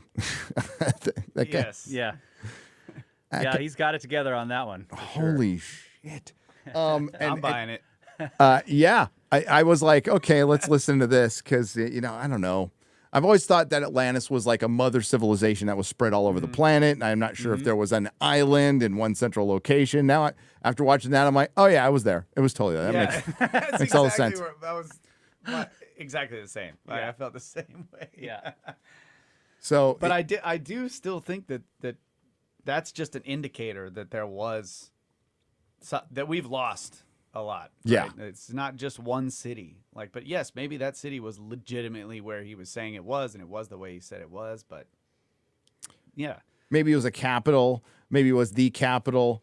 But what so many have proven, we just saw some of the polygonal type stones. There's those shapes are so similar to everywhere we see across the world. We see the little nubs, little key cuts, and there had to be I mean, like, I understand humanity could come up with stuff independently, sure, but everything emulating pyramids, and the mounds and the pyramids and the earth, all the everything they're finding in the Brazilian jungle right now, which is crazy. Yeah. Lots of similarities, just too many to discount. Yeah, lots of similar. That's the idea of the unfinished presentation. Is it's pattern recognition. Yep. There are certain patterns that we see that some sites have in common, and it's anomalous stonework, enormous sizes and weights of blocks, huge scale of projects, and then the methods of stoneworking, the nubs. The fact that they seem to move the blocks in and finish them in place. The scoop marks, you see these even on the walls themselves. You can see evidence of this tooling, whatever they were using. Where you look at it and you're like, okay, that's not a chisel. What is that? How the hell are they doing that? Oh yeah, this is the wall of one of the outside walls of the Osirion that we're looking at right here. And you can see this. So what's interesting on this picture, if you look at this picture closely, you'll see evidence of nubs. They're very faint though, like they've been almost completely removed. There's Kyle's pointing at one there. And there's also vertical marks. Yeah, there's right there. Yeah. You can see these vertical marks here. Yeah. It's like the same, there's a scoop at the top, then it comes down. Yeah. Then there's one next to it, and it comes down. So you can imagine, maybe, if you're trying to come up with what they were doing, that these blocks had more material than this on them when they were put in place, and also nubs, and maybe the nubs were for helping maneuvering or something else, I don't know. But then, as they're going along, they're removing some of that extra material. Not finishing it yet, but removing it to get it out of the way, Yep. I don't know. Because that block clearly had nubs on it, and they're almost completely gone, which makes you wonder, like, what is the purpose? Like, that isn't going to be useful for anything. But if they stuck out, 10 inches, then they would be useful for maneuvering, if that's what they were for. But you got the next picture? Yeah. To the right of that, you can see they were flattening the wall. Oh, shit. Oh, yeah. Wow. So this is the same wall, and we're looking at the off to the right. So they started in the corner. Go to the next one. Yeah, right here. They started in the corner up there, up at the top, and they're working their way to the left, flattening it beautifully. Yeah. I mean, just like that. And they're removing several inches of material there. And you can see that the tool has some kind of width. Yes. Zoom in. Yeah. Zoom in. Yeah. See how it's like a it's foot got wide or something. Yeah, and as they're I don't know how it would work, but I'm imagining they're bringing the tool down and then they remove it from the wall and it leaves this little vertical mark of extra material on there. Like, that isn't something you would see with chiseling or pounding stones or anything else. It's very strange. Scrape or something. Almost looks like two different tools. Like, you have the main removal, the one that's removing most of the material that is doing the big scoops, and then something that is going back in and maybe fine-tuning it and making it real smooth. Because if you look at the top two blocks, like, they're really smooth. Yeah. And why'd they But stop? maybe it is the same. Maybe it is one device that you could just do that. Yeah. Do you guys know the Long U caves? Yes. Yes. The scoops the scoops are a lot smaller, Yeah. but it's the same kind of thing. It looks like they're all uniform. They're The whole very thing uniform, just- yeah. it's Which is weird for if they were supposed to be quarry sites, you're right. Yeah. You're just like, wait a minute, like, there's no reason for you to have this beautiful pattern Right. if you're doing this by hand at a quarry site, Right. Right? And it's the same with this. This is, they were obviously doing finishing work. One of the questions is why did they stop? Like, the job just clearly stops in the middle of the process. Yeah. But this also was really great because it showed us for sure one of the ideas we had about blocks going around the corners. Because in the back corner there, that block at the very top goes around the corner. And so this is clear evidence that the process of removing the extra material is what results in the blocks going around the corners. Yeah, so if it had this much material on the outside, it would just be coming out to here. Yeah. Yeah. So the corner, the original corner would be in a different place. Yeah. right? This is where the corner is now, but originally it would have been somewhere out here. Right. Because this block would have stuck out, and this block is sticking out. So the corner would be here. And they flattened this wall and this wall, and now it's in a new position. Yeah. Because that That was is so easier. interesting. It So makes so much sense to me. I think that's the most that makes the most sense out of anything that I've heard. Any idea or theory of how or why those corner bends exist. It's Yeah. that they Yeah, we can. they were just shaved in to make the dimensions that they wanted the room to be in. Right. They just remove material, and boom, there you go. Yeah, you bring the blocks in with the extra material, which acts as padding and protection, and then you stack them up, right? And then you define the actual interior dimensions of the room you want at the top of the wall, and you shave it down, and you end up with blocks that go around corners, like we're seeing here. All of these blocks are going. This one on the right is going around it, then the one on the left, then the one on the right, then the one on the left above it, back and forth as you go up. I think that's How do you- cool. Well, I was going to say the precision is done while they're stacking, of course, but even Yes. just the ones on top of the other, on top of the other, on top of the other. Whereas Yeah. I originally thought that it was done when they were making the blocks. This is Yeah, exactly. Mind-blowing. Yeah. I thought the same thing, and that does not seem to be the case. But they did have to do precision work as they were building up, because they had to make these Fit. seams where the stones are sitting on each other. So they're Right. working at least like 3 faces of the stone as they're stacking it up and butting it up against the stone next to it.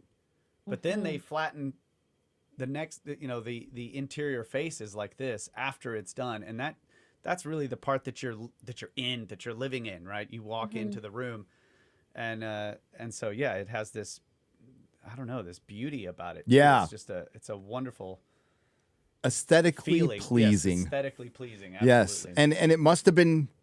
I'll put in air quotes. Easy. I mean, like, Right. because they Yes. wouldn't have done it. Like, it looks like the absolute hardest thing to do. And Right. Yeah, look at that. holy Yeah, look shit. at the joins. They're almost impossible to see. And that's a vertical joint. Yeah, there's right a there. vertical right there and a horizontal. And now this amazing. face that he's touching here is just highly degraded, Yeah. right? It's rough. It's obviously very old. It's been spalling off. There is no finished surface on this one, and it's gone now. Yeah. They did have it. Probably was polished. But You got it's, some nice fingernails. there. Yeah, I know. Yeah. Yeah, clearly needed a Very well manicured there. Got some polished fingernails there. Somebody went to the salon. And there's another. This is an outside corner, and again, you can only see the join because of this.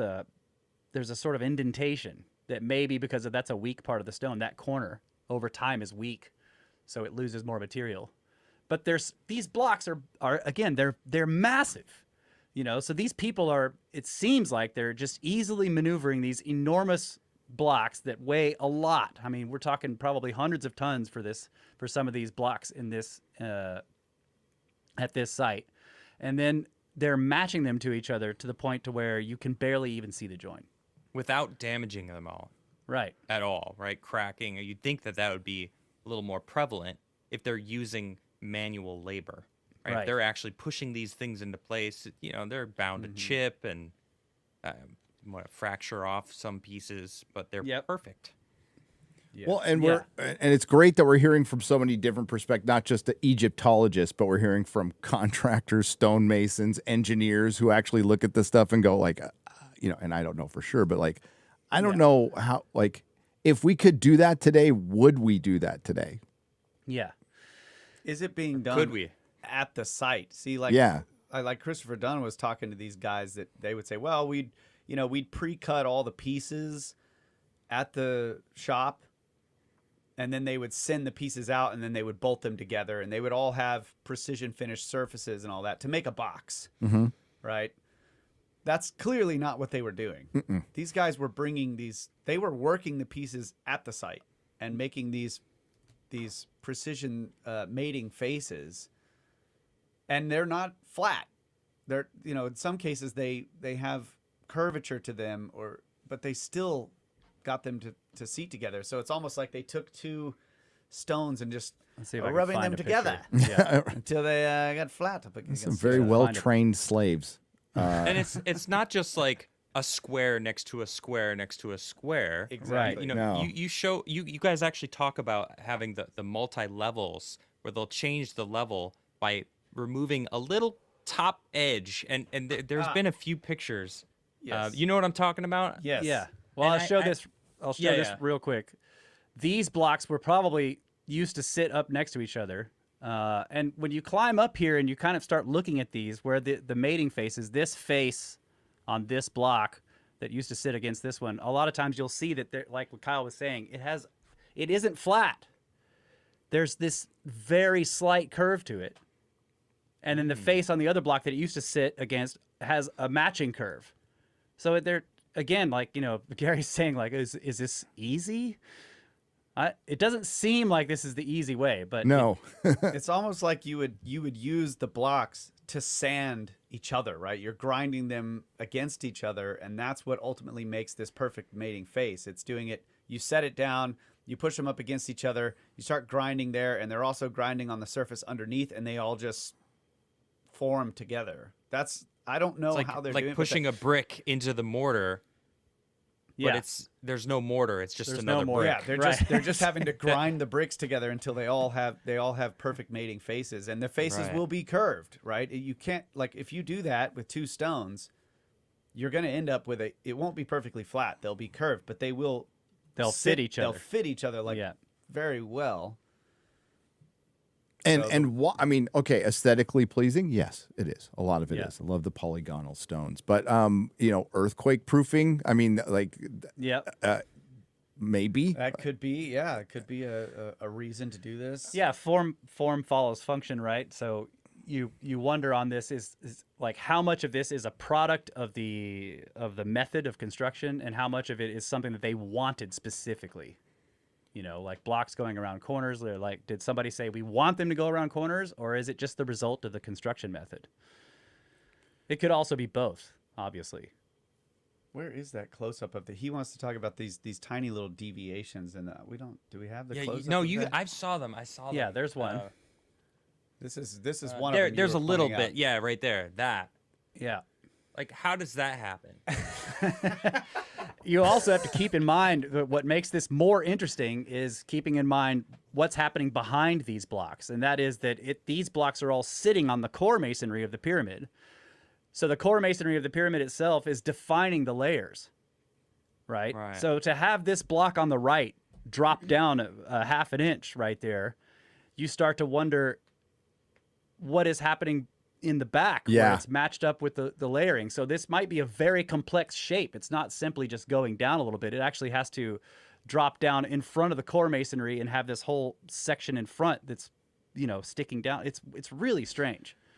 And there are places where there was one pyramid, I think it's Kent Kawas pyramid on the Giza Plateau, and it was it was rock cut, like they cut a big portion of the core of this pyramid out of the bedrock, and then they put casing stones up against that bedrock, and then built the rest of the pyramid on top. Yeah. But now all of that's gone, and you're looking at the bedrock, and it's got all these squarish indentations into it, where obviously the different casing stones, I Were think it's fitted obvious. in. I think it's obvious. Yeah. That the casing stones were actually being pushed up against that bedrock, and they were sort of ground into it and left this squarish depression. Wow. So they were definitely the bedrock, or the core masonry is being shaped by each additional stone that stacks up against it. Yeah, and you see that also on the exterior of the Valley Temple. Do we have a picture of that in here? I don't know. I don't think so.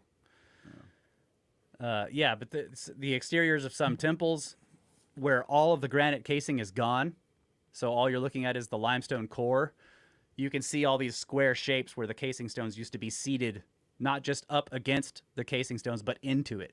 Oh yeah. They were plugged in. That's an insane amount of work, dude. Yeah. It's mind-boggling to think about how much math was involved with this, how much Yep. planning. I mean, where are the plans? Were they just doing one rock at a time? Oh, we'll wing it. I got this. You know, It'll work out. You can't do it one rock at a time. no. These are similar. There is limestone core masonry inside this granite. That's basically it's limestone core masonry. These huge blocks that are wrapped in these granite casing stones. Yeah. So it's like this is a similar building process. The pyramids are made this way. A couple of these temples on the Giza Plateau were made this way. And they look different from what you normally associate with dynastic architecture, where it's round pillars, everything's covered in writing. Obviously, as you guys can see as we're going through this, there's no writing anywhere. There's no glyphs, there's no paintings, there's no pictures. Whereas when you're walking through a dynastic temple, every surface is talking to you or showing you something. These are silent except for the amazing construction. It's like here too. I mean, they set this stone. Look at this stone. Yeah. It's got this corner cut out from this amazing. block. It's cutting the corner out of this other block, And it's it round. goes around the corner Yeah. here. Somebody's just showing off at this point. They're just, Right, yeah.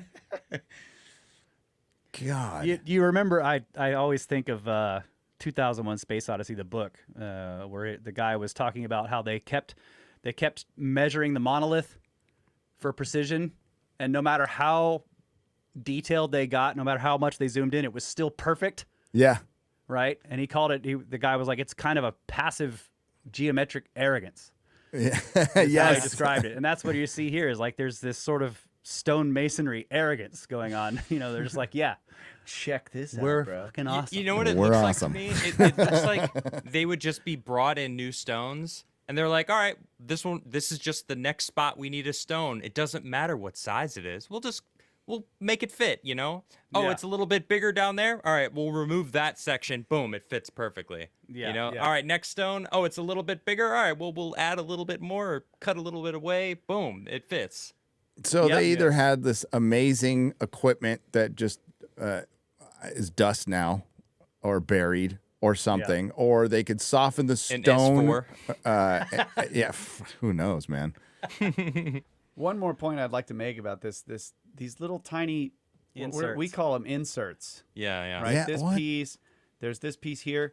And I remember looking at this before we ever went to these sites and thinking like this block goes all the way through the entire thickness of the wall. Yeah. Now maybe some of them do, but in many cases we saw that they don't. Yeah. These are actually maybe this thing is 4 or 5 inches deep or something like I don't know. There's one on a corner, like an outside corner is coming at you, and there's like a chunk missing from the corner, and they fit this little hamburger corner piece in there. And so the idea is extended from this pattern of like, we're going to leave all this bulk on the stones, that we're going to come back later and flatten. It's going to be this beautiful flat surface. So if you're putting this stone here on the left in, and you break that corner off, it chips. Well, you could just kind of make it square and then put an insert in there, knowing that when you come back later and flatten the wall, there will not be a void where that corner broke off. It's going to be filled. Yeah. And so that's what I think these are. These guys are going through and saying, okay, there's a void here. When we flatten the wall, it'll be a hole. So we got to cut it out. We're going to fit a stone in. There's actually, I don't have a picture of this in here, but across from this wall, there's a hole where there used to be an insert. And the insert's now gone. So you can see that they cut it out. They made this deep, and they put a perfect insert in there that's now gone. The other thing I'll show, this is more about this is the same site. This is the Osirion. Is look at this here. Right here. You see this? Yeah. What the hell? They're keyed together. They're keyed. They Yes. keyed this crossbeam onto the pillar. So the pillar has a piece that like Sticks sticks up. up Yep. out of the top. And it just fits on. Yeah. Yeah, Like a These Lego are not- piece. These are not going to slide around. No. Hey, Bob, just hold that up in the air real quick. And then, Let me slide this we'll block slide it onto that over. pillar. God. Get the megalithic groove cutter. Yeah. for Yep. this. They all did it with hemp. Hemp. Yeah. Yep. Yeah, there's so That's much insane. to see at these sites where especially when you can walk around in them and just spend a couple of hours looking at the details, and you start noticing all kinds of stuff. Like each pillar is set down in its own little, it's like countersunk into the floor. There are places where a piece of the corner of the wall is gone, the bottom block, and you can see that it was sitting on its own platform that is actually lifted above the rest of the floor. There's so much amazing stuff here. That is insane. I can't wait to go, man. Yeah, it's going to be awesome. Yeah. And then the other question, of course, about the Osirion, just like a lot of these sites, is what the hell was it for? Right? Right. What is it? Right? What's underneath it, right? Because the water, that's the water table, right? But you said there's more layers underneath that we don't know about. It is extremely deep. This structure that we're walking around in this right here this is the very top of it. Yeah. And You how know, far it goes down? It goes down another, I can't remember it's like 10, 20 meters. Jeez, meters. Yeah. Oh, It's very shit. deep. Like I found old black and white pictures of this same area right Hallway. here when this channel was empty, and like if you'd be in danger of falling and breaking your neck if you were standing there when there was no water there. It's So very it's just a deep. big open channel right here. Right. Yeah. Yeah. But wow. it's now full of sand and Blocks and and whatever trash water. and water. Yeah. Obviously, it's a temple. Right. Yeah, It's a because it temple. looks like this, right? Yeah, It yeah. looks just like this. Yeah. That's a classic dynastic temple right there. Writing on every surface. Yeah. I mean, beautiful. Right? Yeah, Awesome. totally. Absolutely amazing, beautiful, but they don't look the No. same, and for sure when you're walking around in them, they do not feel the same. These places, when you're walking around in there, you're like, this is meant for people. It's clearly designed for people to walk around in it, to look at it, to experience the beauty and the majesty of it. Some of them are, these pillars are 40 feet tall, so you're just looking up at everything, and it's amazing. But when you're in these sites like the Osirion or the Valley Temple, or especially crawling around in the pyramids, you're like, no, people are not supposed to be in here. Right. This is not designed for people. Well, and after talking to Ben, I see that kind of stuff, and it just makes me feel like someone just wrote, I did that. This is mine. This is mine now. If I was a pharaoh, I'd do that. I'd be all, this is mine. This is mine. All this Yeah, shit. I mean, we have that on Minkara, actually, if I can find it. I'm gonna build the greatest pyramid Ever. anyone's ever built. Well, technically, it would be like, I built the greatest pyramid. Everyone, I built this. If you Yeah. say otherwise, I'm gonna have you executed. Right. Right here. You guys see this? Yeah. It's faint. Oh yeah. But I that can is see it. this is 19th dynasty graffiti on this Yep. face. Yeah. And this is as far as I could find out, they think this is an inscription that is describing when Ramses II died. So it was probably written by his son. And this is way after even the standard Yeah. model considers the pyramid itself to have been built. So again, like writing on something that wasn't yours with like that, there's no reverence for it at all, right? I'm just gonna come in here and graffiti right near the entrance of this pyramid that my dad just died. Well, in 1,000 years, everybody will think Banksy built London, So it's so ridiculous. So what? Okay, what? I mean, you might not know, but we see the Osirion. What do you think that was for? I mean, do you think it was the planning department? Because we see so much of that. Like even in South America, you see similar stuff, but I can't remember if it was in Peru, the one where like the stairway is like clearly, like I can't say blown up or massive earthquake, and it's upside down and It's shit upside like down. that. Yeah. Which I think is impossibly old. But what if it wasn't for people? What do you think it was for? Oh man, I don't know. It really does make you feel like you're walking around in some kind of machine or some kind of system. Huh. Especially in the pyramids. I don't know if as a kid did you ever go exploring like drainage systems? Yes, in all the cities? time. Yeah, Yep. it's like that. That's what it's like walking around in there. Now, obviously, in drainage systems, you're not marveling at the size of the blocks and the fact that Right. they were making it out of granite. It's concrete and brick or whatever. But still, the amount of crawling and the amount of stuff where you're like, yeah, this is this is a system for dealing with some physical problem or some issue or something for society, as opposed to a temple or a tomb. Now I guess you could say that there is some crossover in tombs there, especially if they're trying to trap you. But you go to systems you don't want to be in. You go to the Valley of the Kings and you go in tombs, and they are, the entrances to these tombs are huge. Yeah. The hallways are gigantic. They've got writing all along. And sometimes they don't have writing, but they're still massive. They're big enough for a procession. And they have people carrying, carrying the body or whatever going down. The slopes are not so much that you can't walk on them. Yeah. And then, you come to a giant pit with spikes in the bottom. Yeah. Not really, there's not spikes. But they're giant pits. No known spikes. We haven't seen spikes. But there's like a huge pit that's just as wide as the hallway. And they had doors right at the other side of the pit. So on both sides. Yeah, You had to break through a door, which was really just a giant thick stone wall that was keyed into the sides. You break through that, and all the stones are falling down this enormous pit. Yeah. And then the other side is just flat because there's another giant stone door. So you got to somehow get over there with hammers and break that wall. one down. And then they do that multiple times as you go down. Yeah. And you finally get to the bottom, and it's all these nice square rooms with carving all over them. It's writing everywhere, and they're large rooms, and there's the burial. Yeah. So that's a tomb. Yeah.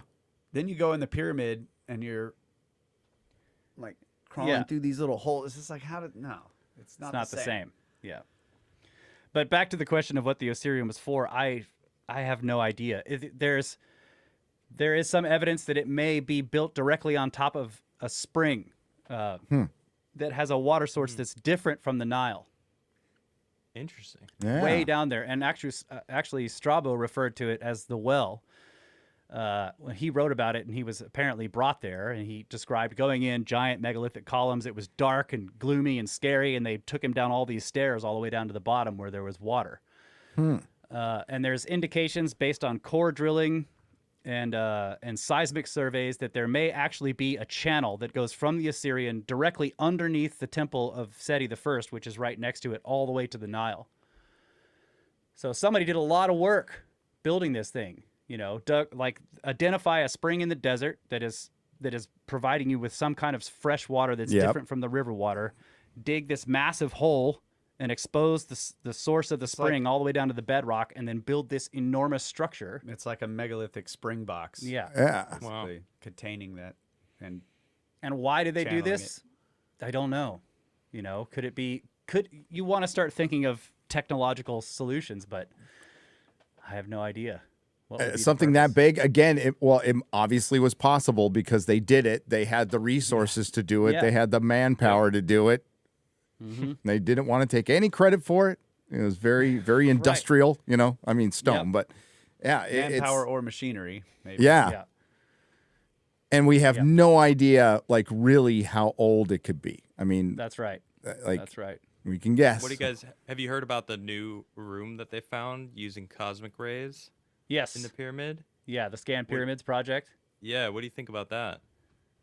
I think there's a lot to be found in that gigantic structure. Yeah. The other thing you find out walking around in the first walking around the outside of the pyramids, especially the ones on Giza, and looking at them, and then you go inside, you're looking at this thing that's 13 to 14 acres across at the base. It takes a long time to walk all the way around the thing. It's huge. And then you go inside and you're crawling through these tiny tunnels. Yeah. And you're like, no, this structure could have a lot of other stuff inside of it, especially if it has completely disconnected systems of tunnels. There's no reason why as they're building it that they wouldn't build a whole other set of rooms and tunnels that don't connect to the ones that we know about. Right. And then there's the plateau itself where you guys have been there, I haven't, so I'm going completely off of videos and stuff. But that foundation part of it, that blew me away too. There's actual stone foundations there, and they flattened everything out, and what the hell? I can't even get my head around it. Again, I've always thought there was more to the pyramid. There has to be more chambers, more room. Whatever it's for. Christopher Dunn did it's possibly a power plant, maybe. Yeah, I think so. That's what I believe. Yeah, I mean, it has the same kind of scale as the power plants we build today, right? Yes, You're yeah. like, okay, a lot of people put a lot of time and effort into this. We do this for power plants. And Tesla went there and studied in his early 20s. He was obsessed with the pyramids, and then went on to try to make the Wharncliffe Tower in Long Island. And supposedly it was built over an aquifer, just just like the Great Pyramid. Like there's an aquifer under there somewhere. Yep. And it used the Tulare current system and was able to collect that energy and then emit it from the top of the tower. I mean, if that's, I don't know. I think that makes the most sense to me. The other thing I'll point out is that a lot of times, and you see this in Peru as well, but you start to, especially if you read the old accounts where, you know, these guys were going into these temples or these places in Peru, and they would say things like the walls were sheathed in sheets of gold, like very thin, plated, you know, all that's gone now. And you see this in Egypt. You're going around and there's weird notches, strange aspects in the stonework where it looks like something used to sit there, but it's gone. So you can imagine machinery, metals that were in place to do things, you know, and all we see basically is it's similar to if you've ever been to like an abandoned building where all that's left is the concrete and the walls, and all the stuff that was in there has been taken out. And so it's empty. Yeah. Right. And sometimes it's hard to understand what the building was for, especially if it was an old hospital or a military base. There's weird sockets in the floor that don't make any sense unless you know that there was a massive pump that was bolted to the floor there. And this was or it was an HVAC system or whatever. It's a lot like that. You feel like you're walking around in the shell of something that was highly technological, but all the technology has been removed. And this is the other thing about the machinery. It's like, we can see clearly that they were quarrying enormous amounts of stone off of these artifacts, like the pyramid. Unimaginable amounts of stone they were pulling off of these places. And then they're like, well, where are the machines? Well, dude, if there was any metal sitting there, that shit is gone. Yeah. Like they're gonna take that first. Right. They're gonna cut it, like, you know, pound it out into arrowheads or whatever they're doing, other tools. It's gonna be gone. Oh, I think it'll be dismantled. That's a better. Honestly, I think it's a better argument that the fact that we haven't found any kind of, or the amount of tools that they found is so few compared to the structures. Yeah. I think that just points to it being impossibly old, insanely old. And the fact that, I mean, that's the most frustrating thing. I watched Graham talk at Contact in the Desert, and it was great. But he always starts his talks now like how pissed off he is at archaeologists, and and he roasts them for about 10 minutes. But he's got, I mean, I get it. A guy's taking a ton of abuse, and they fight this crap so much. Just, you know, I know it's not everybody too, and I know there's a lot that are open-minded about it, and that's good. Yeah. Just ask the question, look into it, you know? I mean, but hey, that opens the door for you guys. Then I think maybe Egyptology is specifically a little more rigid. Yeah. Than for example, what's going on in Turkey. Like, I feel like those guys, it's wide open over there, and I think they're doing good That's work. kind of cool. And they are checking the older work and saying, well, you know, this is probably not right, and you know, we've got so much more. Well, we haven't been able to poke them yet about Daring QU in those places, but I agree with you. The Gobekli Tepe stuff. I'm just talking about what we Tepe. experienced, what we experienced over there, and you know, just like looking at the papers, like, yes, they, you know, Klaus Schmidt, who started the excavations at Gobekli Tepe, he kind of was he was the leader in this narrative. Well, he's gone. And these new guys are really continuing the work, and they have mysteries, right? There's a lot of mysteriousness going on, and they accept that. There's some very interesting papers that have been published about. They're basically saying not only is this, you know, megalithic and very ancient, but there may be evidence that these people had to have made plans that could be modeled. Like, in other words, they needed to have a measurement system, because you have to plan this out, and then you know, for you to be able to draw a model that you can then scale to the size you want requires a certain kind of architectural thinking that is not supposed to have been in place that far back in the past. So this is interesting, but you know, I do have a problem with the fact that they're still saying, well, it was hunter gatherers, you know, basically. Yeah. Like, Well, they changed the definition of hunter gatherers Yeah. to make that possible. So Which just seems like it's a cope. Come on. They're going to have to change that eventually anyway. Oh God, what was the name of that documentary, Adam? The one where the French guy goes to, we covered the whole thing. It was great. And a lot of it was in French. But the guy who measured the H block in Pumapunku, and he's like, it's a meter. And then like they keep finding the meter, and they're H like, blocks. Right. What Yeah. was that? I don't remember the name of it. there's a pyramidion in Egypt that's also was exactly a meter from tip to bottom.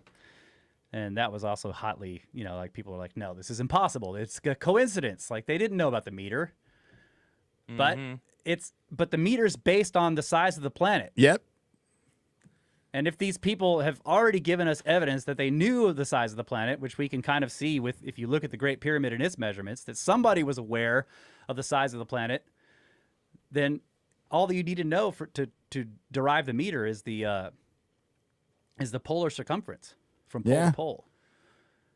I think And what then they you were. work it out from there. Well, I mean, they didn't come out and say it, but I can say it because, you know, I'm just a novice. But, you know, like maybe the meter was rediscovered. Maybe these are a lot of rediscovered things. And I think we're starting to see evidence that might be the case. We'll Yep. have to see.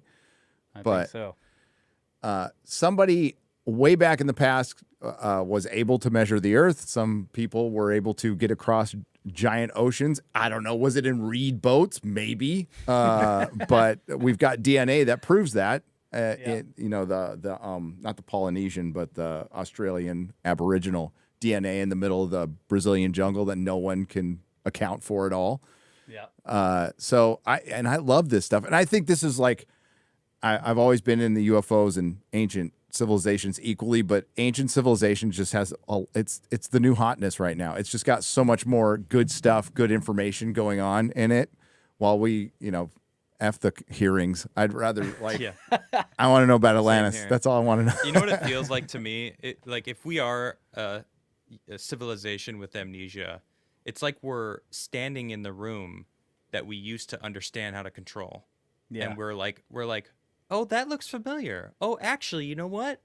I might be able to come up with a reason why that was a thing. Like we're looking at all these old places and we're realizing actually there might have been a gold casing there that might have helped it conduct electricity better that we didn't really think about because it was just this grand megalithic thing. But now we're actually getting advanced enough to understand how electricity conducts through an aquifer and like through certain metals better than other stones and like all this other stuff. So we're actually piecing together like, all right, now we got to look back at when this stuff was made and who's making it and that they understood this, that it took us this long to now reacquire that knowledge to understand that it's doing that. Yeah. So it's like we're standing in this room seeing things that are making our memory like pop back into place. Like, oh shit, I remember that. Not that we're gonna remember this technology, but it's a really crazy time right now. Well, the other thing Velikovsky, I think, it was Velikovsky who talked about besides the you know, civilization with amnesia is we're a civilization. We're a humanity with past trauma that we vaguely remember. A flood, a comet, something. I mean, you know, we can go down to animals have instincts. How do certain animals know something if they've never experienced it? Well, it's instinct, right? So we probably have a little bit of that too, a little bit of paranoia. That's why men love to dig. That's why men love to dig. That's right. That's right. Yeah, there is the question of like, why is a comet supposed to be a bad omen when the vast majority of comets don't cause any problems ever? And yet there's this deep memory, you know, and then there's also the Day of the Dead. Yep. Yes. Oh, that was a great podcast, by the way. Yeah. I mean, it's just these things seem to be caught in the cultural memories in some cases, you know, and they're revisited over and over for so long that maybe the original meaning has been lost or it's been changed, but it's still there. There are still hints of it there. But I still have the question of going back to the tools or what were these buildings for. And then you just look at the history of discovery on this kind of stuff. Like you look at Petrie, Flinders Petrie, and he's looking at these objects and he is able to identify the fact that that some of these objects can't be explained with conventional ideas of how primitive and ancient peoples did things. But he didn't yet at his time have the technology, or the world didn't have the technology for him to say, well, here's a possibility for how it was done. And I think that it's very possible that we still don't have any of the, the context, technologically speaking, that we may need to know to look at something and be like, that's obviously done with this thing, or that's obviously for this kind of thing.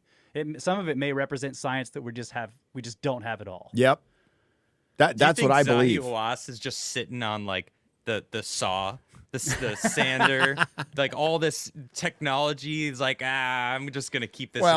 He's got it in his basement. He was busted sitting on some stuff already. I know exactly. Just like, I don't want the world to know about this technology. Yeah, I don't know. I mean, he definitely got his start, from people who were wanting to look for Atlantis stuff, the Hall of Records. Yep. I don't trust him. Yeah. No. Don't show them the granite belt sander. Yes. Yeah. Mm-hmm. Wait, how much? Oh God! Wouldn't that be hilarious? They find the Hall of Records and it's just a pile of old tools. Yeah. Right. Some crumbling, like blueprints. It's like some guy's shed. Yeah. It's just the place where the workers kept all their stuff. Yep. The storage room. Storage room. Oh my God. That'd be awesome, though. Oh. No, and think of all. I mean, that's a whole other rabbit hole. Like artifacts that are in private collections that we'll just never see. That are probably just brilliant. That some billionaire, some oligarch owns. Yes, yes. You guys were. Hey, and then there's some good ones who let the stuff get out, and props to them, by the way. Yeah, dude, I was blown away when I found out how tiny that thing was. I thought it was like this big, right? I'm like, what? So that changed everything for me because I'm like, it's pretty cool. It's pretty. But when you find out it's like that small, you're like, perfect. How? Dude, there are some that are like this. No way. Like seriously? thimble Yeah. sized. And it's a beautiful vase, and it's the size of the end of your thumb. And it's perfect. Yeah. Yeah. That's insane. Unbelievable. They're translucent. Yeah, you can see through them. Wow. They're made of quartz. Dolomite Yeah. and smashing. Yes. That guy was just really good. Okay. You have to use the You don't understand. pounding sands. Right. Got throw sand. It's laughable though. Slingshots. These little slingshots.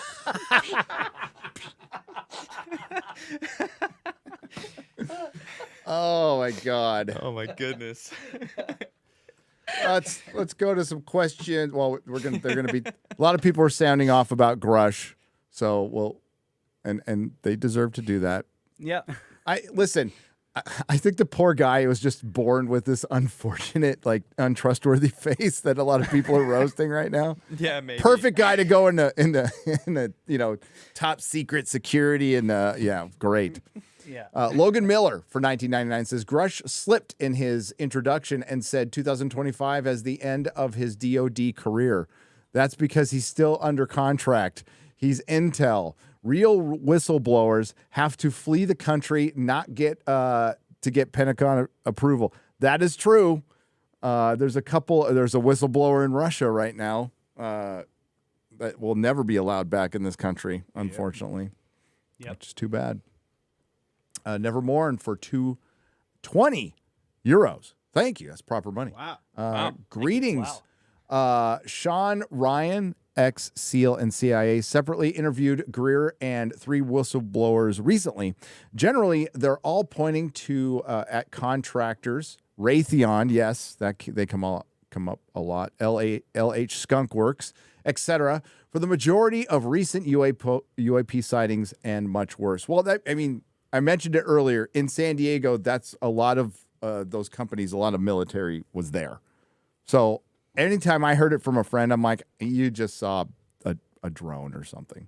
I saw the weirdest thing I saw was something we had that we didn't we had when I was driving home, and they flew it right over fucking Carlsbad, California, where I grew up. Southern California, million people, a stealth fighter. This was well before there was all we knew was about the stealth bomber. Now remember, you guys admit you're not old, but the stealth fighter, they had a stealth fighter toy, like a little toy in the 80s. So like they were making the toy. They weren't exactly being super secret about, but when I saw one fly over and we were on, I was going on La Costa Avenue driving east, and everybody pulled over and said, what the fuck was that? I mean, it was obviously a jet, made a bunch of noise. But it was just like this black triangle went over. So I seen one. I mean, that stuff happens. But I've seen one of these too, and it didn't make any noise, which is why it bothered me at the time. It came flying over. I actually had just come outside of my neighbor's house. I stepped out and I looked up, and there's this black triangle, and it's moving. And it's low enough where I can see its full shape. It was like the classic, it's triangle. It's got three lights. Yeah. Yeah, I mean, this is in broad daylight as well. It's like, it's bright daylight, so I can see that it's dark, and it's got 3 white circles at the bottom, and it's just hauling ass. And I called it, I was like, dude, come out here. And we stood there and watched this thing, and it went right over top of us, like crossed the whole sky in less than a minute without making any noise. And I was like, okay, if that had been a jet, it should have been really loud. If it had been a helicopter, I should have heard it. It was completely silent, but it didn't, I didn't think it was an alien. I was just like, wow, somebody's got something. Somebody leveled really up. Cool. Yeah. Somebody's leveled up. Yeah. I mean, maybe it was a UFO. I don't know. It didn't make any crazy maneuvers, but it was a fascinating thing to watch. But I assumed it was military. Yeah. And plenty of military stuff flying around here. I think the triangles might be us. I think those are us. But not sure about that Tic Tac. You think the huge ones, like the massive, football-sized triangles that float over a city silently, are us? Not unless S.H.I.E.L.D. actually exists, maybe, with a helicarrier. But no. I hope I've never seen a UFO, dude. And I Texas, another hot spot. Yep. I'm hoping I see one.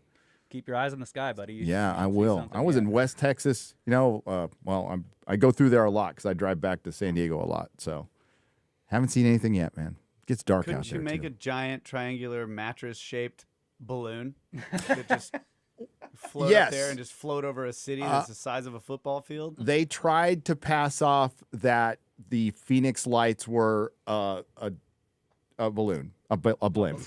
Yes, a blimp. Yes, they said it was a military stealth blimp. Blimps. That was a quarter of a mile wide. I'm all Stealth blimps. stealth blimp. Oh my gosh. But that's what they tried to push. Yes, indeed. Wow. Oh, that's funny. It's a great thought. Trust me, bro. Balloons are completely silent. Stealth blimp. They're quiet. Stealth blimps. Guys, there you go. I am gonna build the best stealth China. blimp. I've seen a lot of balloons.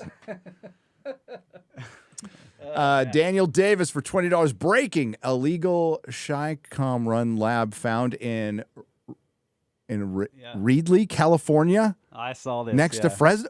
No, really? Wait, what is this? Yeah, I saw this. Yeah. An illegal run lab? Chinese communist. Well, they have like little precincts for their police department all over the United States. Yeah, there's one in New York. Yeah. Really? Yeah, they got one. Why is there a Chinese police department in New Well, York? my Chinese consulate neighbor told me that in San Francisco. He told me all kinds of shit, man. It's so funny. I used to smoke, right? So he'd come back from China and he'd give me the Chinese cigarettes, give my wife the Chinese alcohol. He was the nicest guy in the world. I loved him. He's a great neighbor. Definitely a spy then. Total spy. Total spy. I got nanotech for my smokes. Yeah, he's spying on me right now. But it's next to Fresno. Nothing happens in Fresno. That's probably why it's there. Hundreds of mice infected with COVID-19, HIV, Hep, etc. 178 mouse found dead. They are making the next pandemic right here. Is this real? Not confirmed. We're not doctors. We don't condone any of this YouTube. Dude, and, I'm barely a high we were school just reading a graduate, super chat. okay? And that was just because I took a mail-in course, all right? So, But we are on YouTube, so but we are on YouTube, so I'm an expert on everything. I feel like we should declare we are not experts on anything. Adam Crigler's getting PTSD right now. He is. Dude, Adam, strikes. Adam, you're safe. You're on Nerdrotic, dude. It's okay. We're Okay. fine. No. We're okay. They might okay. demonetize us. I don't care. All right. You're We okay. have certificates of ignorance over here. Yes. so- There it is. Can Can I get one of those? I need one of those. You have to print it yourself. You make it and yourself. Use a crayon. Use a whatever you need. Oh. You have to Typewriter. hold it in I a can fist. do it. With your left hand. If you're Left right-handed. hand. Could you find? Exactly. Is there an article on that X-ray girl? Please find it. I would love to see it. Accident seller for 100 Norwegian krona. That Grush guy seems to have that sly look in his eyes, like he's taking you for a ride. But remember, he's testifying under oath. He risks being jailed for lying to Congress if busted. Why risk that? Unless he's ordered to lie. Yeah. He's got some little deal. I don't know. Exactly. It's They hard for need me more to. budget. They need a Yeah. budget. There you go. Their defense budget isn't high enough. Let's strike some fear into the populace about aliens, and they'll be okay with. How many of the recent people who lied to Congress are in jail at this moment? That would be 0. Right. Hot damn. And it's striking fear, right? It's like this is the thing. It's like they crash all the time, but we really got to be able to shoot them down. Right? And then they are asked, would we be able to defend ourselves? Absolutely not. And Absolutely then the not. next guy, absolutely not. Absolutely like, not. absolutely not. I'm like, that's it. That's what it is. It's all about that. Yeah. Well, we right? never Like, have been that's able what it's to. about. Let's just say. Yeah, so what's going to change? They- What suddenly we're going to throw more money at this whatever a civilization program? that can send bio drones billions of light years away or millions of light years away is going to beat us, okay? Pretty soundly. or if they just want through to. a interdimensional portal in Utah. Or maybe they're here and they have been for a long time. Yeah, maybe. Yeah. Maybe they're under the Yeah. ocean. Like, how the hell Yeah. would we know? Down under the Azores. They just Yeah. like Atlantis is fine. They They're were on like, "Oh the- yeah, we knew it was going to come. We just hit the dome over our city. Yeah, Namor's Just been down living there. under here laughing at you guys." They're on the other side of the flat Earth. That's Yeah, where they that's are. right. The That's- bottom or of the inside flat the Earth. hollow Earth. But They is it come over the is ice it wall bottom and- for them, or are we on the bottom though? See, it depends on We're how on the it's bottom. oriented. I definitely say we're on the bottom. We're the bottoms. Yeah, we're the pillow biters. We're the power bottoms. Charles, for 1999, have you seen the Metatron's video about the possibility of ancient writings referring to aliens? I have not. I will watch it though. I'll have to check that out. Cool. I haven't seen it. Are they gods or aliens?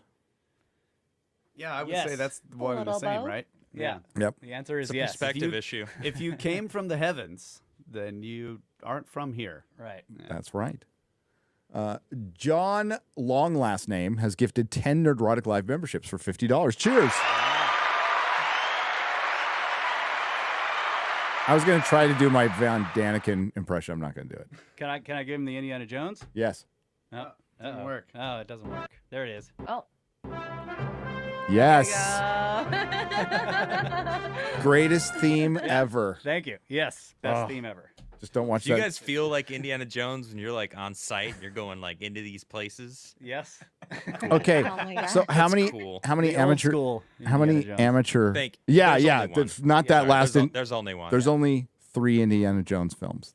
Okay, that's there's it. only 3, and it ended Only with Last 3. Crusade. So, how many amateur archaeologists dress like Indiana Jones? Have you seen? Well, I know at least one. Yeah, we know. Yes, we Yeah. know Luke.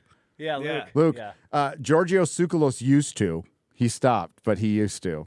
Yeah. So Luke's awesome. There are lots of Indiana Jones jokes when we're traveling. Tons of yes. Oh. It's not- Russ has the I got a theme on my phone, so I'll just start playing it. But as you're going, That's oh my We have to God! jump across a little like a I little got to pit. get in the mood, guys. Put in your headphones. I can't hit the wait. indie- Let's- indie theme.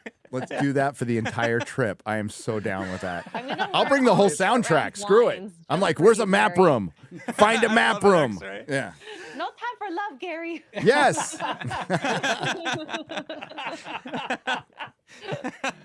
You're not short though. perfect. You're giant I know. for an Asian woman. So, Josh Kelsey, thank you for the $20. I appreciate it, Josh. Zorbu. Oh shit, Zorbu's back. Zorbu's Zorbu. Zorbu. Zorbu's are Eyes That is over. Or yeah. alien Zorbu's the fan. Resident alien. alien. Resident alien. Hail, Earthlings and Serpent brothers. Tonight's show has been like me, out of this world. Haha, get it? Because I'm an alien out of this. Anyway, great show. We get it. We got it, Zorbu. So comedy is not a big thing in your civilization, I see. Clearly. Damn. Please bring these brothers back for more. All the best, Zorbu. Thank you for the $50. Oh, hell yeah. Thanks for coming on, guys. I hope you've had a good time. We're not the I'm not the most planned person. I don't plan my shows. So yeah. Thank you. Perfect. I mean, have you listened to our podcast? Yes, I have. Yes. Yeah. You have really good music. Totally so- planned. Yeah. The music's quite good. I like it. Hey, thanks. Thank you. I love that. $50dynasty.com. Yeah. That's right. That theme for Randall's for Cosmography, I freaking love it. I love it. I want to buy that. Deos. That's good stuff. But yeah, Thank you. I've been to your website. Yeah, good music, man. Thank you. Thank you. Drinky on the Streamlabs side for $50.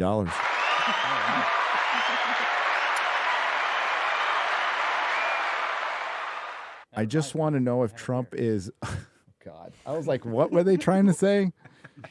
So this is some lore. Or okay, so Jeremy from Geeks and Gamers, I almost mispronounced orangutan, and he called it orange agonton.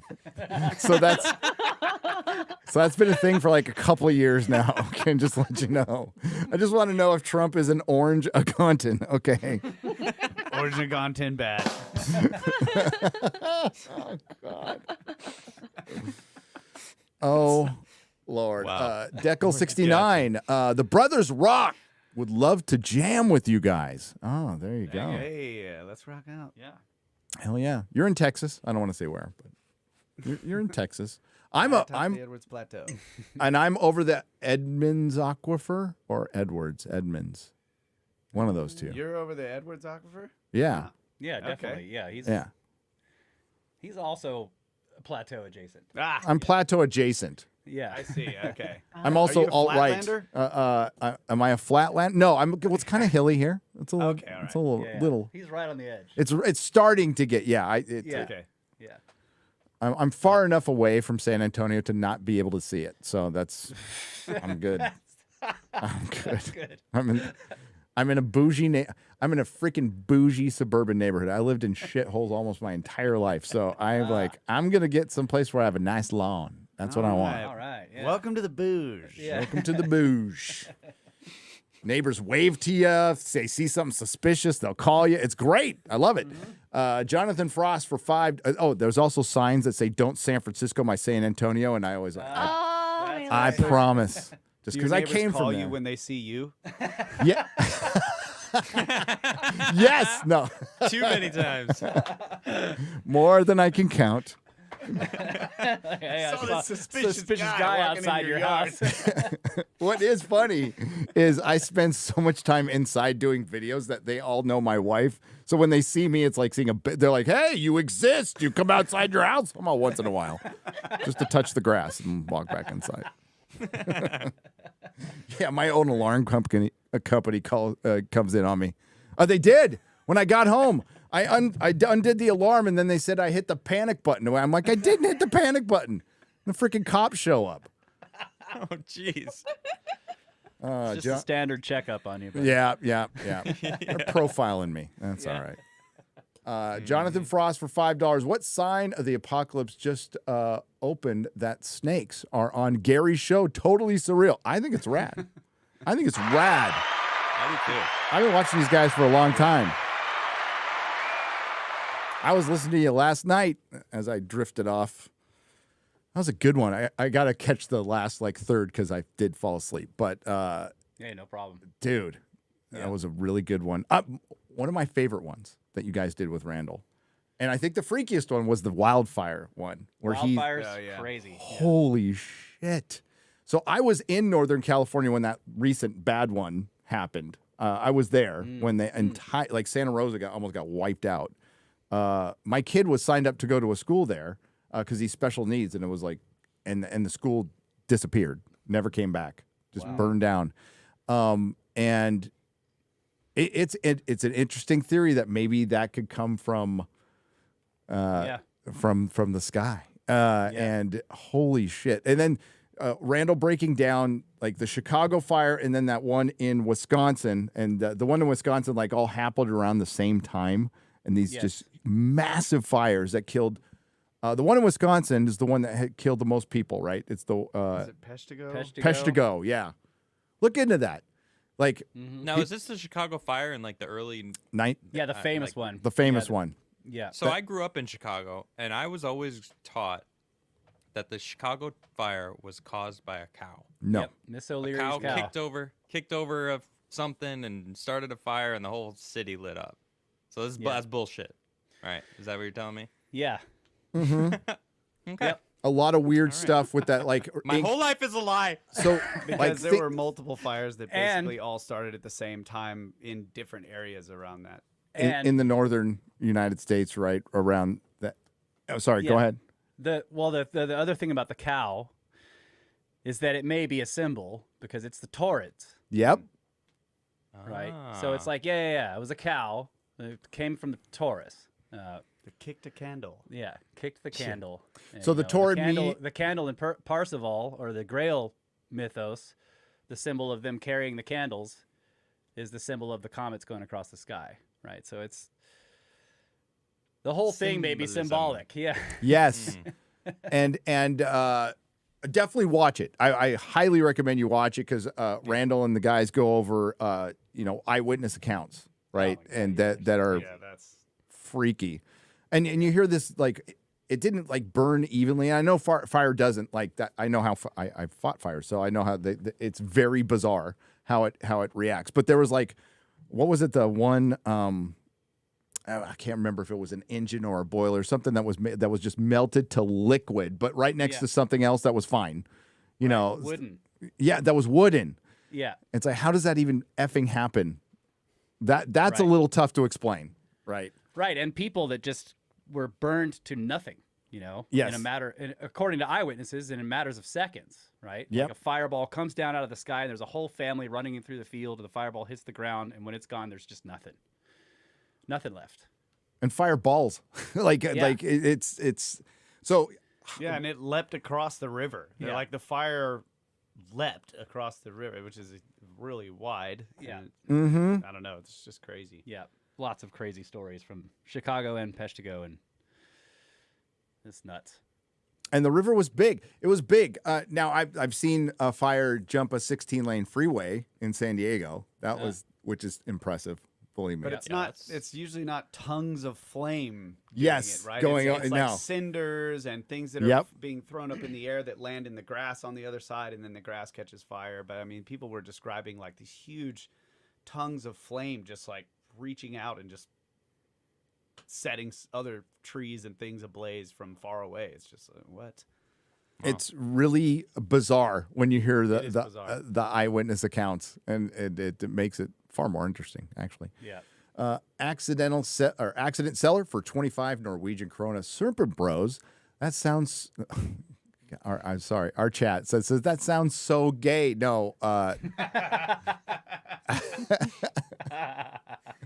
Have a Bud Light, oh boy. Yeah, that's right. You're talking to a guy who went to go see Barbie with 7 other guys. So that's gay. That is gay. Yeah, well, it's real quick. It's Brothers of the Serpent. We are brothers. Yes. Yeah. And then it's also a nod to William Bramley's book, Gods of Eden. So if you guys haven't seen that, take Or a look. read it, It's yeah. really good. Read it, yeah. It's really good. We did I don't know how many, 7-part series on it something like back in the day. It's got a lot of interesting stuff in it. Ancient gods, UFOs. It mixes the whole thing. It's this guy was what would you say? He's a historian, and he was looking for the source. He thought there was a third party that kept starting wars all throughout history, and he started going through and doing all this research, and he decided that you can go all the way back to the beginnings of mythology and see that it was gods doing it, and he decides that it must be aliens. It's a fantastic book. It's just someone sitting there playing Sims, and we're the Sims. Yeah. Yeah. Just like Yeah. starting wars. It's that Yeah. guy in South Park playing World and of Warcraft. That's It's weird. It's actually weird how closely some of Bramley's ideas match with Charles Fort, who thought the same thing. He Yep. decided that the human race was owned.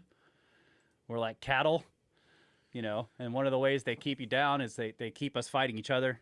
So that we Yep. don't turn against the. Yeah. I'm not that's entirely wrong. against that point of view either. You never know. Yeah. You never know. Stargate was my first favorite movie. Ah. And is it true? Are we just, you know? Yeah. I'm starting to get slaves into to the. I'm some starting to get into the god. show. The show's better than the movie. I'll say that. Is it? Which good show? show. Which one are you Stargate. watching? Stargate. Stargate. SG1. Well, there- Watch that. SG1. Okay. Yeah, 'Cause There's a SG1. few different ones. SG1. Yeah. I just started it. I know it's been around for a I long haven't time. seen I got to rewatch that. I- That's good. It was one I skipped because I was working. I didn't have time to sit around and watch TV all the time. I had 2 jobs, but I was also a Battlestar Galactica snob, and I'm like, this can't be better than Battlestar Galactica. Get out of here. So They're it's actually different, pretty good. All right, they're different. They are very different. But it just compared to Battlestar, it looked super cheesy, and I hated the movie. So, but now I'm watching it, and I'm like, I like You it. hated the movie? I love that movie. As a I kid. did. I also loved it. Yeah. It's hard for me to hate something with Kurt Russell in it too, but I just did. I don't like James Spader. I can't explain it. I don't know. Okay. Garrett watched to find out about being probed, says Eric K. Garrett was probed. That's why he's not here. His ass Yeah. hurts too much. He's in the. They ripped something. Yeah, he's actually laying down like on his stomach right now. Zorbu That's all he went can hard, do. all right? Zorbu went Oh, man. hard. Tell Zorbu to Oh chill out a little bit. It's like, not as hard as the manatee in New York, but I Jeez. read that article. That was I can't believe that was real. insane. I don't know what you're talking about. Not sure I do. I have no Wanna idea know. either. I'm not Oh. sure. Oh, Yeah. A brother man- and sister. No, brother and brother. Oh, what brother and brother? Of I the read that Serpent? wrong. Wait, what are we Wait, talking what? about? A manatee vigorously screwed its sibling to death. Oh my God. I just assumed it was Oh. sister. Oh, no. That was not where I thought the story was going. It's just not one of the headlines you In expect to see. captivity or like out in the wild? I have no idea. I hope it wasn't out in the wilds because Actually, somebody I had don't to know if I observe wanna it. know more. Somebody was like actively looking for it and going, wait a minute. Probably in captivity. Yeah, it must be in captivity. Otherwise, somebody was like really getting detailed. Like, are these both boys? How did we find out? Yikes. Dominion 2443 for 10 Canadian pesos. I have reservations about Fravor. I think he likes the spotlight. He was on a reality show documentary called Carrier. It was about a life on the USS Nimitz. Maybe. I think he's got a good maybe he's got camera presence. I don't know. Or maybe he was just there at the time they did that reality show. Maybe. I don't know. And like, Or he's just a good actor, maybe. He Right. seems like but he doesn't work in Hollywood. He works in the private sector for he just seems like a dude. I don't know. I tend to trust enlisted guys. I'm not They're all military. good at lying. I That's really- what they have in common. I really loved his chat with Lex Friedman. Yes. You guys haven't. Yeah, that was a good one. Yep. Yep. He just comes off as authentic, which Yeah, a lot it of them comes don't. off as genuine. So if Yep. if that's his job, he's really good at it. If his Really job is to effing come good off at as it. genuine, he's really good at it. So he's good at acting and flying planes. He's good at a lot of shit. Yeah. Poopa Chulupa for $2 says, "Do we call the Twitter files the X files now?" I guess. I call it Why not? Twitter. It's always going to be I'm not Twitter for me. changing. I kind of like that Twitter's dead. I like the idea of that, and I think it's funny that he put that giant X on the building, and it's everybody's like, "What about the people in the other building?" You know, nobody's in that building, right? It's San Francisco. There's nobody there. So Well, it's classic par for the course for these people too, being offended on someone else's behalf. I know, right? Especially in San Francisco. I came from San Francisco. It's a shithole. It don't ever go there. Literal shithole. I just watched a video of Shit a guy walking down Market Street, and absolutely nothing was open. Like, there is no stores. Everything's boarded up all around the main part of Market Street. And when I was there, when I moved, that every place was filled. Every place was filled. So it's bad. It's a bad place. I think it's just classic. Like, he's trolling the Yes. whole. I don't know. He's trolling everything about this because that not only does he put that thing up there, but then it's at night bright as Flicking. Yeah. And It's just- flashing. I mean, it's like, yeah. And it's flashing, and you're just like, okay, yeah, he's making a statement. It's like a troll on Twitter owns Twitter now, and I love it. I absolutely love it. Yeah, I like. Didn't the city try to stop him from taking down the Twitter? Yes, Yes. the original. sign? Yeah, that's What why is- he's doing it. Why? Yeah. Why would they want that to remain? I don't understand. I don't know. It's not a national. It's not or like a- they have a other things to landmark. worry about in San Francisco. I mean, nobody's there anymore, so I guess you just fight over signs. Odin79 on the Streamlabs side for $3 says, "Thanks for making my super chat sound extra gay last week." No problem. No problem, Odin. All No hard natural, feelings. by the Oh, way. and I got my boomer mom a tablet, and she loves the show. Hey, what's up, Odin's mom? Sorry I made your son look gay. I made sure she is subbed to Nerdrotic Live. Hail, Odin's mom, and Dan Vask, I guess. He's okay. X-ray is her favorite because mom was an X-ray tech. There you go. Hey. Got my X-ray tech. Yeah, X-ray girl's not called X-ray girl because she has X-ray vision. She's an X-ray tech. Okay. That we know about. Is it Stevie as fuck? It says Stevie AF, so I'm going to say it's fuck. Yeah, yeah. 5 British pounds. UFO hearings are a democratic gay op. Oh, God. What a gay talk. It was bisexual partisan. Okay, so I blame Zorbu. I bring It's always Christian Nieces for $10. As interesting as the hearings have been, I'm more interested in why it was released at this time and what might be going on simultaneously, i.e., other hearings, bills, scandals, policy decisions. I think that's Right. There's nothing else going on. I mean, there's just nothing else going No. on. Guys, like, there's nothing else happening right now. this No, is of the course most. not. This is absolutely scandal-free time. Economy's doing great. Everything's fantastic. Government's being transparent. Everybody loves the politicians. It's great. Yeah. Can't possibly be a Yeah. No. Zero corruption at all in the government. No. Gary, please say 6th of September is in London. Yes. So the UK meetup, I have the address. Do you have the address, X-Ray Girl? Do you have the place? I can find it. It's You at. sent it to me too. I asked, yeah, sure. my wife It is is great. at Sports Bar and Grill on Old Street. Sports Bar and Grill on Old Street, September 6th from what, 8 to 10?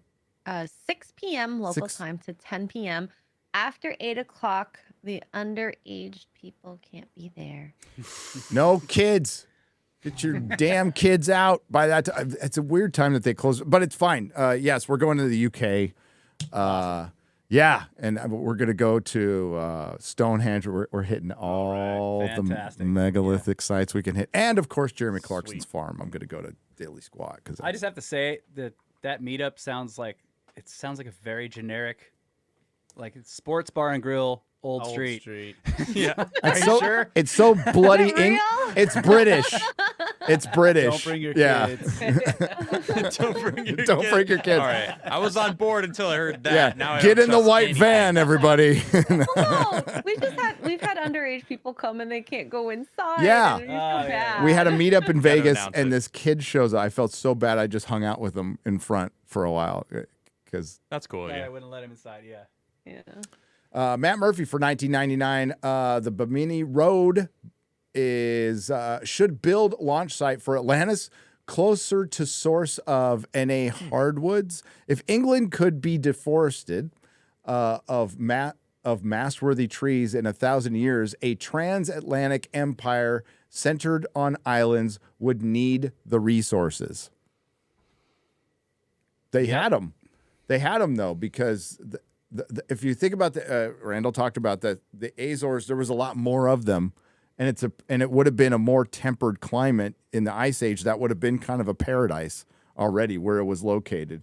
It wasn't bad, so A lot more land. A lot, Lot more more land, land. but yeah, I still agree. Like, you know, the idea of Atlantis, at the very least, being a maritime civilization, so they would have had trade from all over the place, colonies possibly, you know, spread all around the place, or trade agreements with other people. But yeah, you'd want no matter what, if you live on a big island, you're gonna need shipping. Yes, you are. Yeah. True. Absolutely. Yeah, I mean, Jimmy goes from Bright Insight goes into how it like North Africa, like there's like when he's talking about the maps and what it shows of Yeah, that's trippy. the river system. I mean, it makes sense that they would have that was part of their base. It wasn't just in the Azores area. It was like all of Well, and how about what we know, right? Like that it was Atlantic. green and lush, and there was In Africa? vegetation in Africa in that desert Right. 5,000 years ago, which is like a blink of an eye, geologically speaking. That's hard to get your brain around. There's a pretty good documentary that explains scientifically why that happened, and apparently it happens every 15,000 years, and it's due to a little wobble in the planet. That just happens every 15,000 years. I thought it was pretty good. I don't know if I believed it all, but I mean, sounds good. I haven't done the math. Change in the tilt, maybe. Yeah, it's something. It's just spinning around, and that Isn't it every 26,000? is it 26? It was 15, 26, something like that. Goes all the way back to the That's original precession. position. That's precession. Oh, okay. Yeah, there's Two also different things. There's also a nod. Supposedly the tilt, of the axis to the ecliptic goes up and down, but that's a 40,000 year long process. And then there's the Milankovitch cycles, and there's a whole bunch of other things that change all the time. All these minute changes that can, if you have certain parts of those cycles that coincide, it can drastically change stuff. Right. Interesting. I don't know about any of those. And then there's the solar cycles, right? The Yes. the Yep. sun Also goes has through cycles. these cycles. It gets hotter. It gets colder. Who knows? Almost Could be like a climate combination of changes naturally. Yeah, it's almost I'm like pretty sure there's a lot of big SUVs on the sun. there is. We figured it out, everyone. Wrap it up. We're going home. Going home. Green Sahara, African humid periods paced by Earth's orbital changes. Polyclimate and archaeological evidence tells us that 11,000 to 5,000 years ago, the Earth's slow orbit wobble transformed today's Sahara Desert to a land covered with vegetation and lakes. So between like a 6,000 year period that we think there might have been a wobble. See, that's the kind of part I was just like, all right. Yeah. Sounds good. We talk about the Younger Dryas and like the impact theory and like what that meant for how it changed the Earth. But what if it like actually shook the Earth because like that earthquake that hit Fukushima, didn't that like change the time of a day? Right? Yes. It was such a strong earthquake. By a fraction of a second, but yes. Yeah, millionth of a second. Yeah. Right. So imagine it being hit and like the water shifting around the Earth, like 400 feet of water suddenly just raising up with the oceans. Like who knows how much that changed this thing that we know about the cycles, the 26,000 year, the 40,000 year. What if every time we get hit by some big thing, like we got to like readjust all of that stuff? It could have just thrown it all out the window. Yeah. I just thought that. Well, the principle of let's see, have you ever seen an ice skater and their arms are out and they're spinning, and then they pull them in, they spin faster. Right. So if you have a bunch of the water on the poles near the center of the spin, and then you put it all out at the equator, it slows the spin down. Who knows what happens? Right. Right. I never thought of it. That's mind blowing. Well, you guys and Randall have gotten into just all the death up in Siberian permafrost, all the mammoths that they're still pulling out. I don't know if you saw Joe Rogan's interview with that guy who John Reeves. That guy's fucking awesome. I love him. Yeah, that was amazing. Holy shit. Blew my mind. I love it when he asked him about it. Have you found people? I can't say. Yeah, he ain't gonna talk about that. Nope. No. But so it must have been warm up there when there was an ice sheet. Yeah. And that makes no sense at all. Right. So, but it happened. So yeah. Grouch is the new Bob Lazar. No, I think Bob Lazar is way more credible than Grouch. Agreed. Agreed. This is sensational, but will eventually wash out. Don't forget, we have elections coming, and there is a war in Europe underway. Yep. And they're taking shots at Russia now, too, which is just really not a smart idea. Tolkien Brown, thank you for $10. Yes, man. as somebody who covers this stuff, you know what killed the conversations on ancient civilizations for a little while and UFOs was the fracking election in 2020. They were deboosting all the channels I liked because of their hardcore misinformation policy, and even when we were talking about it in the pop culture sphere, it got so. I just do not. I hope we don't have a repeat of that. That was horrible. I like that. I'm just gonna take that as a roundabout way of you saying that you really like my channel. I do. I like your channel. I'm gonna walk away with that. Okay, so everyone voted for Ramses II. I did. Yes, he was the clear winner. He was the clear winner. He was the best pharaoh. The best. I'll just you were around, Adam. You guys were all around. So they did this little some asshole put my channel and everybody else's in these little circles, right? And it was based on what Google Plus used to do. So that he used that algorithm to put us in political categories. So a bunch of us entertainment people who were calling out woke shit, all of a sudden just got put like in this like right wing thing. Whatever, I don't care. But right after that happened, and he submitted it, and it was supposed to be something they submit to Google and YouTube. Right after that happened, it was like a month before the election. All of us, every single one of us, didn't get a sub for a month. Like they just put our channel on. That's not even possible. Didn't lose one, but didn't gain one. It was weirdest fucking time. And then the election happened, and it kind of like worked itself out by the end of the year. But it was really bizarre. Never happened again. I just don't. It's going to be tough. Surprise me at all. Yeah. I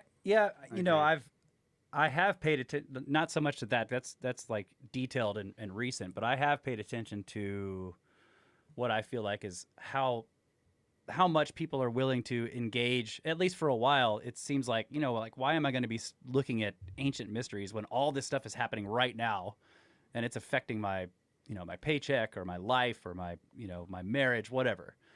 And so it's like, and again, going back to William Bramley's Gods of Eden, this is part of the goal. Keep you constantly distracted with stuff that's going on now so that you don't focus on these longer term mysteries or maybe understanding your place in the universe, focusing on the philosophy. Because if your entire goal is constant just survival, it's all right now. What am I going to eat? What am I going to do? Or what are they doing to my civilization? Whatever it is, then you can't focus on these bigger questions. So, I mean, some of that may be part of the goal. At least I according agree. to Bramley, it was, yeah.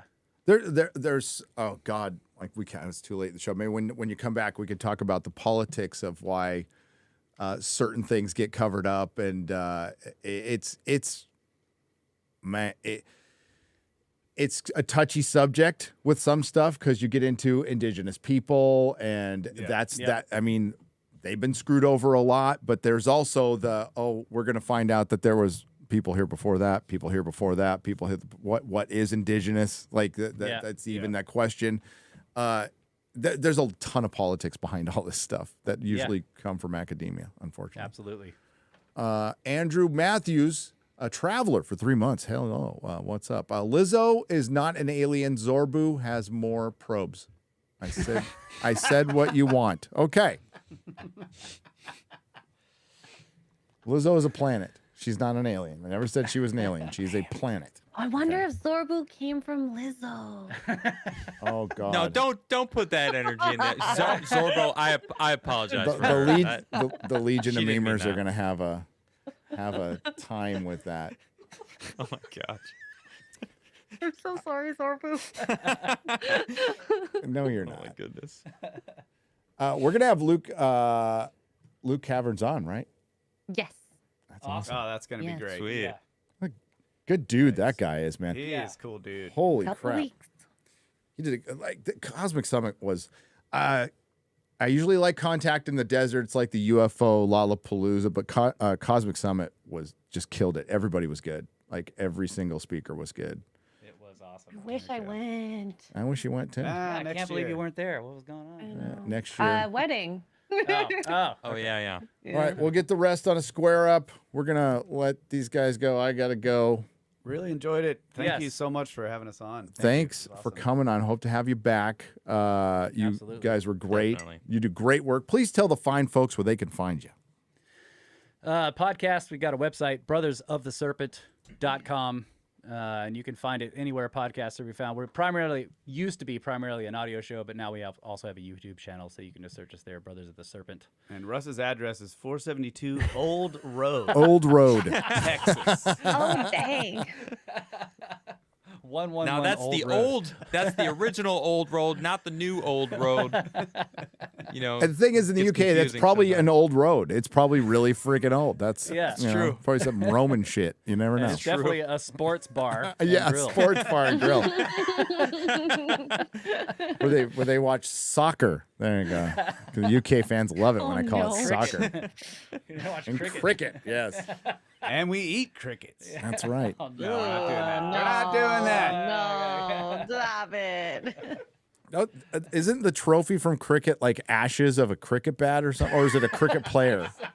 I can't remember if it was a cricket bat or a cricket player. Ashes of It's a cricket ashes. player. It's ashes. That's right. oh my gosh, It's not just it's an the ash opponent bat. you defeat. Yeah. Oh, right. Okay, so we're going full. See, that's not right. You're supposed to sacrifice the winner. winners. to the Yes. gods. Right. Yes. Right. You don't, I you don't know give the- these You don't old- give the losers to the gods. That'll make them mad. You have to give them the winners. That's right. It's the amnesia, man. All right. All right. Anti-hunger X- games? X-ray girl, what you got coming up? Tomorrow, watching more Doctor Who season 1 with Eccleston, and it's going to be on Zia's channel this week, so sub to her and myself if you want to keep updated. 6 p.m. Eastern. So yeah, All right. and Remnant is awesome. Remnant 2. Oh, the game, the video game. Oh yeah, Okay. it's good. Adam, what do you got coming up? Yeah, well, I have my show based off Mondays every Monday night with Quarter Black, Darth Call, Andreas Exertus, Flawedzilla, and George the Giant Slayer. They all join me, and we have a great time laughing our ass off talking about whatever the hell we talk about. Who knows? It's different every week. I've been streaming Monday through Friday on my Rumble channel playing Remnant 2, which I saw Garrett didn't own it, and he had to own it. So I went ahead and bought it for him. I don't know if you know Garrett, but right before the show, I saw X-Ray and Az playing it, and I'm like, oh man, Garrett doesn't own it. We're gonna fix that. So Aw. there you go, buddy. You get to play. It's only gonna 3 love players, it. sadly, but Soon it's a fantastic game. As soon as he's able to sit in a chair, he'll start playing again. Oh my god. We'll just get him Zorbu. a standing desk. It's fine.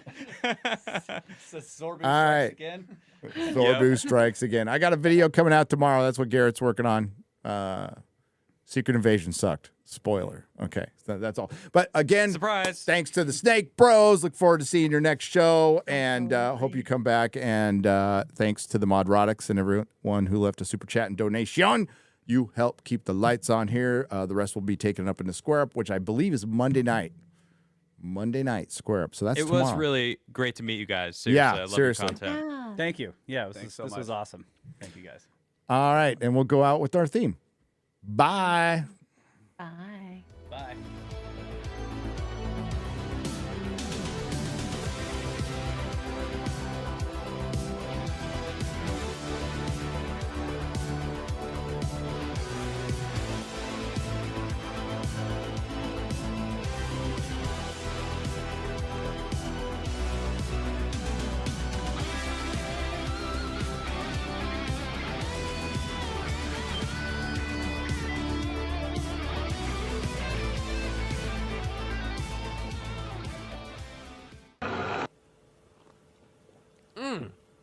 God damn, Gary. Some serious gourmet What flavor is this? That's right, it's the all-hell medium roast private blend. Check out the Geek Coffee Nerdrotic page for our other options like the Decadent, Feathers of Liberty, vanilla-infused flavored coffee. Or if you're looking for something darker, try the Dark Roast FNT blend of the Fellowship. You know what? Just buy all 3. GeekGrindCoffee.com. Use discount code Nerdrotic.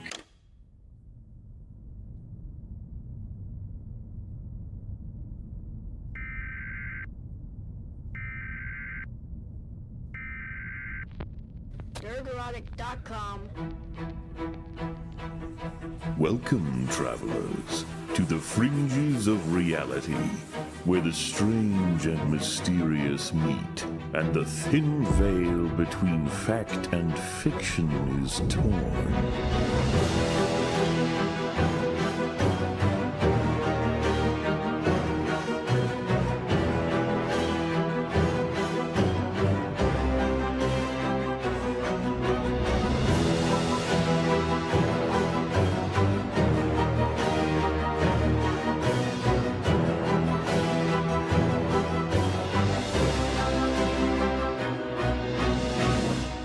Welcome to the Forbidden Frontier.